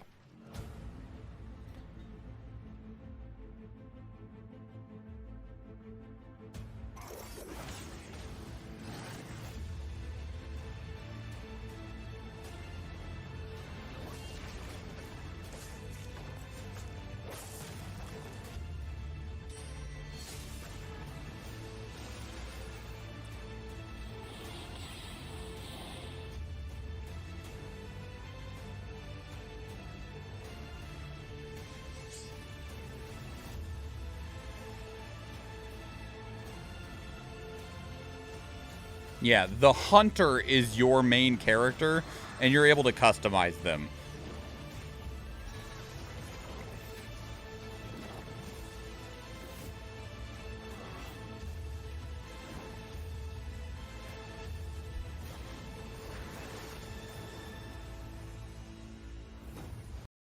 Pre-order now to receive the Doctor Strange Defender skin. Nothing against you, Doctor Strange. Just pre-order bonuses suck 99.9% of the time. This is the Live Among Legends trailer.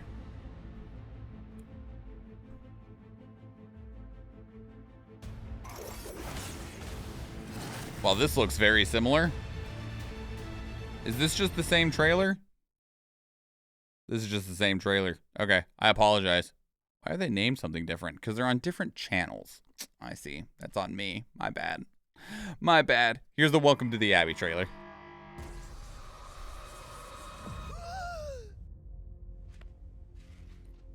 So cold, but the air burns with every breath. Has it been so long?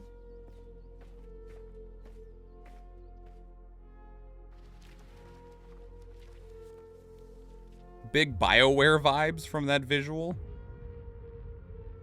I know this place. Well, we can fast forward through the tour then. The Abbey is still, well, you know, the Abbey. Dorms, war room, library, a few places to chill, and, whatever the hell the Forge is. Have to say, for a haunted transient castle raised on the cursed grounds of Old Salem, it's pretty cozy. Like most things on the ground. Hey, Hauser, welcome in. There's more to this place than meets the eye.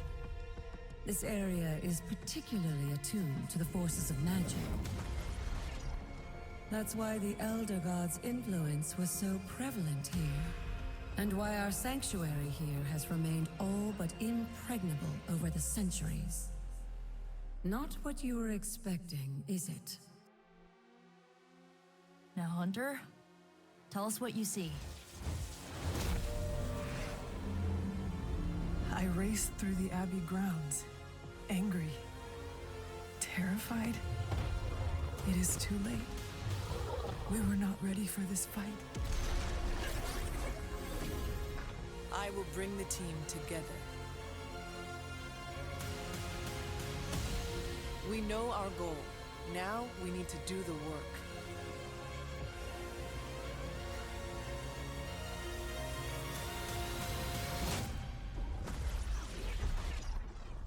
So, that's a good thing, right?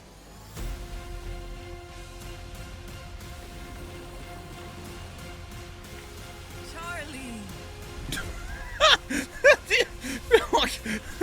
There's a fucking red hellhound look at your face. You're like, Charlie, it's so good to see you. Is there anything else I should know? Yeah, anything goes. Just don't touch the shades. So if that trailer seems wildly different from the one that we just watched, it's because to co-opt some other people's opinions on this game, we have seen some early access. There's not necessarily an early access period, but it's becoming more common in video games for certain game reviewers to be given essentially kind of like a preview build of the games to give like some early impressions on the game before the game's even out or if there's even a beta or anything available for it. And we have seen that in this game as well. So there's a lot of people see that there are two games in this game. There is the tactical strategy combat, which we're looking at here, where you got this environment, very XCOM-like, right? You got cover and environment effects, and then you have the... I don't know how really to describe it. You have... Oh, I didn't mean to close that. I apologize. You have this sort of like life simulator style game. So where in between combat, you are able to take these opportunities to spend time with the different heroes. So you can do like combat drills with Blade, or you can sit down and have a drink with Wolverine, or, you know, work out with Captain Marvel or whatever. And you spend a lot of the time doing both of these things, right? Building your relationships across with the other heroes that are around you, with people like Nico and Scarlet Witch, and then also going out into the combat sections here. Well, actually, this is another Abbey section here, going into the tactical combat sections. And this will probably be something that some people will like. I've seen a lot of comparisons to things like Fire Emblem, to where you will have these big combat sections, but then in between it, you have this kind of like day in the life simulator. You only have so much time. Who do you spend time with? Do you want to give gifts to somebody? And whether you're into that kind of thing or not, it's kind of up to you in that circumstance. But one of the things I'll also talk about is the combat itself. This is for Firaxis Games. These are the developers behind XCOM and XCOM 2. And if you've ever played either of those games, you know that they can be madly infuriating. Mostly because you'll be like, all right, my snipers posted up. They're on Overwatch. They have a 97% chance to hit that target. Fucking misses. And you're like, wow, okay. And then you'll have later on, the enemy's like, all right, I'm gonna take my machine gun and shoot all the way across the map. I have a 7% chance to hit you. And then they hit you with every shot and they crit and your dude dies. And you're like, 7%, you crit and hit every bullet? I call bullshit. Fuck you, XCOM. It's going to be different in this game. You can't miss. And one of the things the developer said is like, heroes don't miss. That's not what happens. Like, that's not how it works. Maybe it doesn't kill the enemy, but heroes don't miss. So there is no chance to miss in this game. But the variable is what you see at the bottom of the screen, which are the cards. you assemble a deck of cards and you get random cards while you're playing, and those cards dictate what abilities you can use either to affect the environment, attack your enemies, move people around, heal, etc. And that is your variable in combat compared to a hit miss chance, right? So that'll be a very significant change for a lot of people that are fans of the XCOM style gameplay. It's also not on a grid the way that XCOM is. You have this open space that you can move about. You still have limited amounts of movement, but it's not grid based anymore either. The game killed so many of my veterans just to make me cry. Oh man, I don't think I've save scummed harder in a game than I have in XCOM, and I'm not afraid to admit that. I save scummed my ass off, and I don't regret it in the slightest. Although it's interesting because if you wanted to have a different result in XCOM, if you shot that 97% shot and missed, if you just straight reloaded your save, you would miss every single time because of the way the game like essentially creates a log of RNG effects. So if you wanted to have a different result on that 97% shot, you had to reload and do something else, like move a character or something, or use an item or something. So it'll be different in this game. The thing that I think will be polarizing in this game is going to specifically be the Abbey sections where you are spending time and hanging out with the other heroes. I think some people will like it a lot. I think some people won't like it. There was a base aspect that existed in XCOM, but it was definitely more focused on trying to improve your gameplay. There was things that would like help you train your dudes. You could recruit more people. You could, purchase better weapons. There was like research stuff. You could capture aliens and research them to like find weaknesses and stuff. This is definitely more, I don't want to call it a dating simulator because that's not quite true or accurate for what it is, but it's closer than calling it many other things. You have a limited amount of time. You're spending time with these characters. You're deciding what you want to do with these characters. Would you like to go work out with Blade? Would you like to go hunting with, magic or whatever? And then you have to make that decision, and that'll affect future things. You might get extra cards. They might get bonuses and power-ups. Marvel Dating Sim would do so well. Yes, it would. You are not wrong. That would do fantastic, and now I want it. But that's not I don't think that's necessarily what this game is trying to pitch itself as. So just be aware of that as you're going into this game, that if you are a fan of Firaxis games and going into XCOM, you are in for a different experience in multiple ways with Marvel Midnight Suns. And I think because of the legacy of Firaxis games and the changes that are being made in this game in terms of like your abilities don't miss. There's no miss chances. A lot of people, even games that do card-based combat well, the moment that people see cards on screen, it completely changes their entire outlook on a game, and I don't think that this game will be any different in that circumstance. And then, of course, you have the Fire Emblem time management aspect that's outside of combat.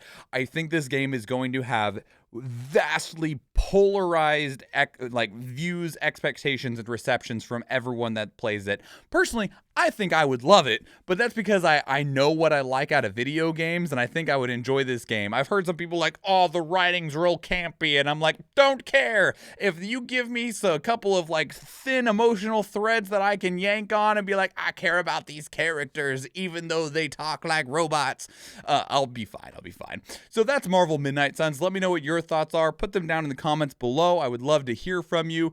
If you want to keep up the conversation elsewhere, two great places to do so are Discord and Twitter. Speaking of Discord, we have a channel dedicated to these reactions where you can place links of your own that we can check out together live on stream, because we do stream on Twitch, and I would love to see you there. If you enjoyed this video, please leave it a like. If you want to catch future videos, please subscribe to the channel. And if you go watch one of the other videos on the channel, or if I see you in the live stream, thank you and enjoy.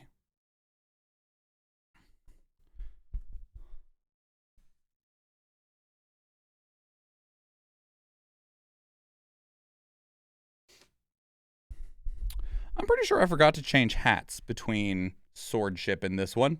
That's okay. That's fine. Doesn't matter. These videos aren't going up next to each other anyway, so. Oh man, look at that timing. The battle is ready. Oh, so good. Hi, Hauser. How's it going? I know I welcomed you in, but I can more properly engage in a conversation that would not necessarily be fitting of the YouTube video. How are things? Are you well? How have things been for you in your stream? How is the HAP team doing? We'll just go fast. We'll just go fast.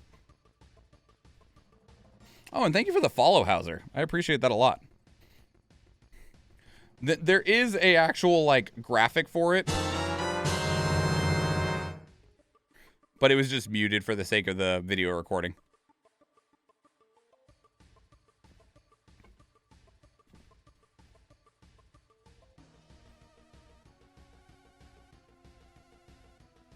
Oh man, I got hurt.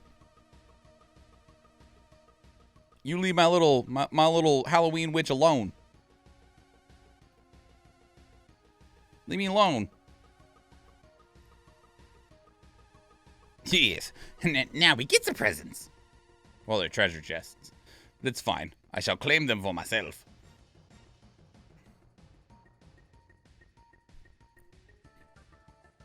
$50 gold. It can be yours for 420 channel points. Most kills go into myself, followed by Athena. Most assists go into Tom, followed by a tie between Howdy Bardner and El Canadiano. Going random in 5.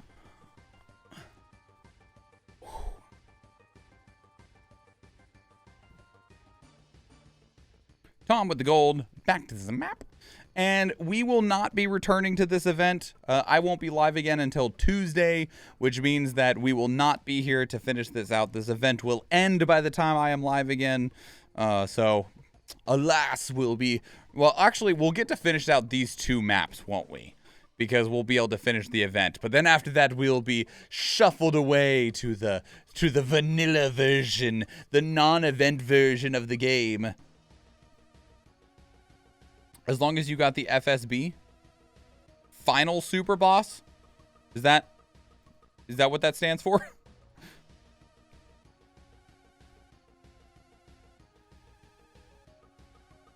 Yeah, okay.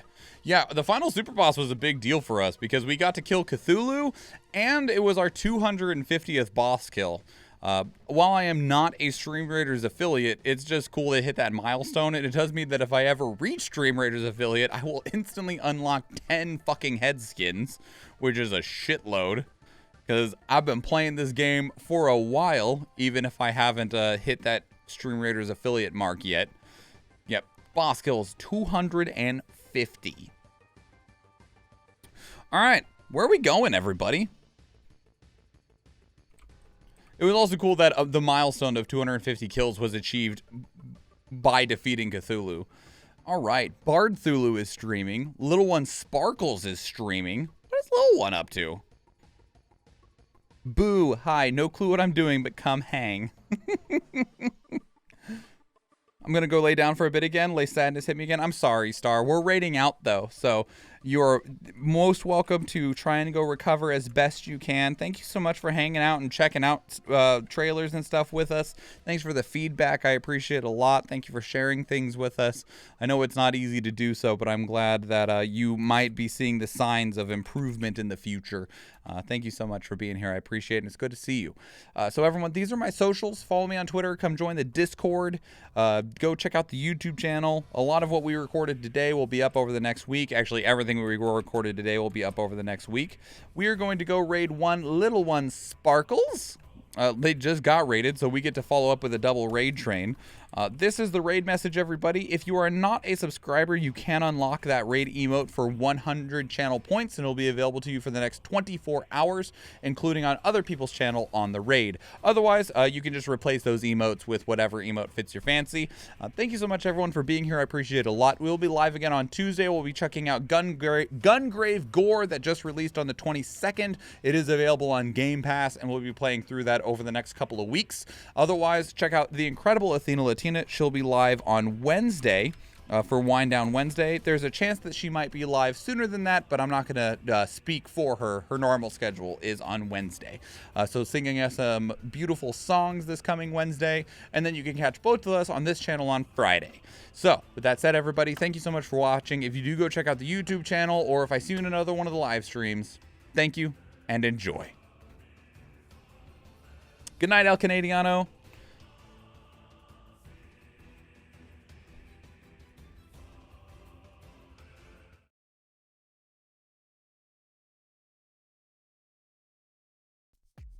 So glad donuts brought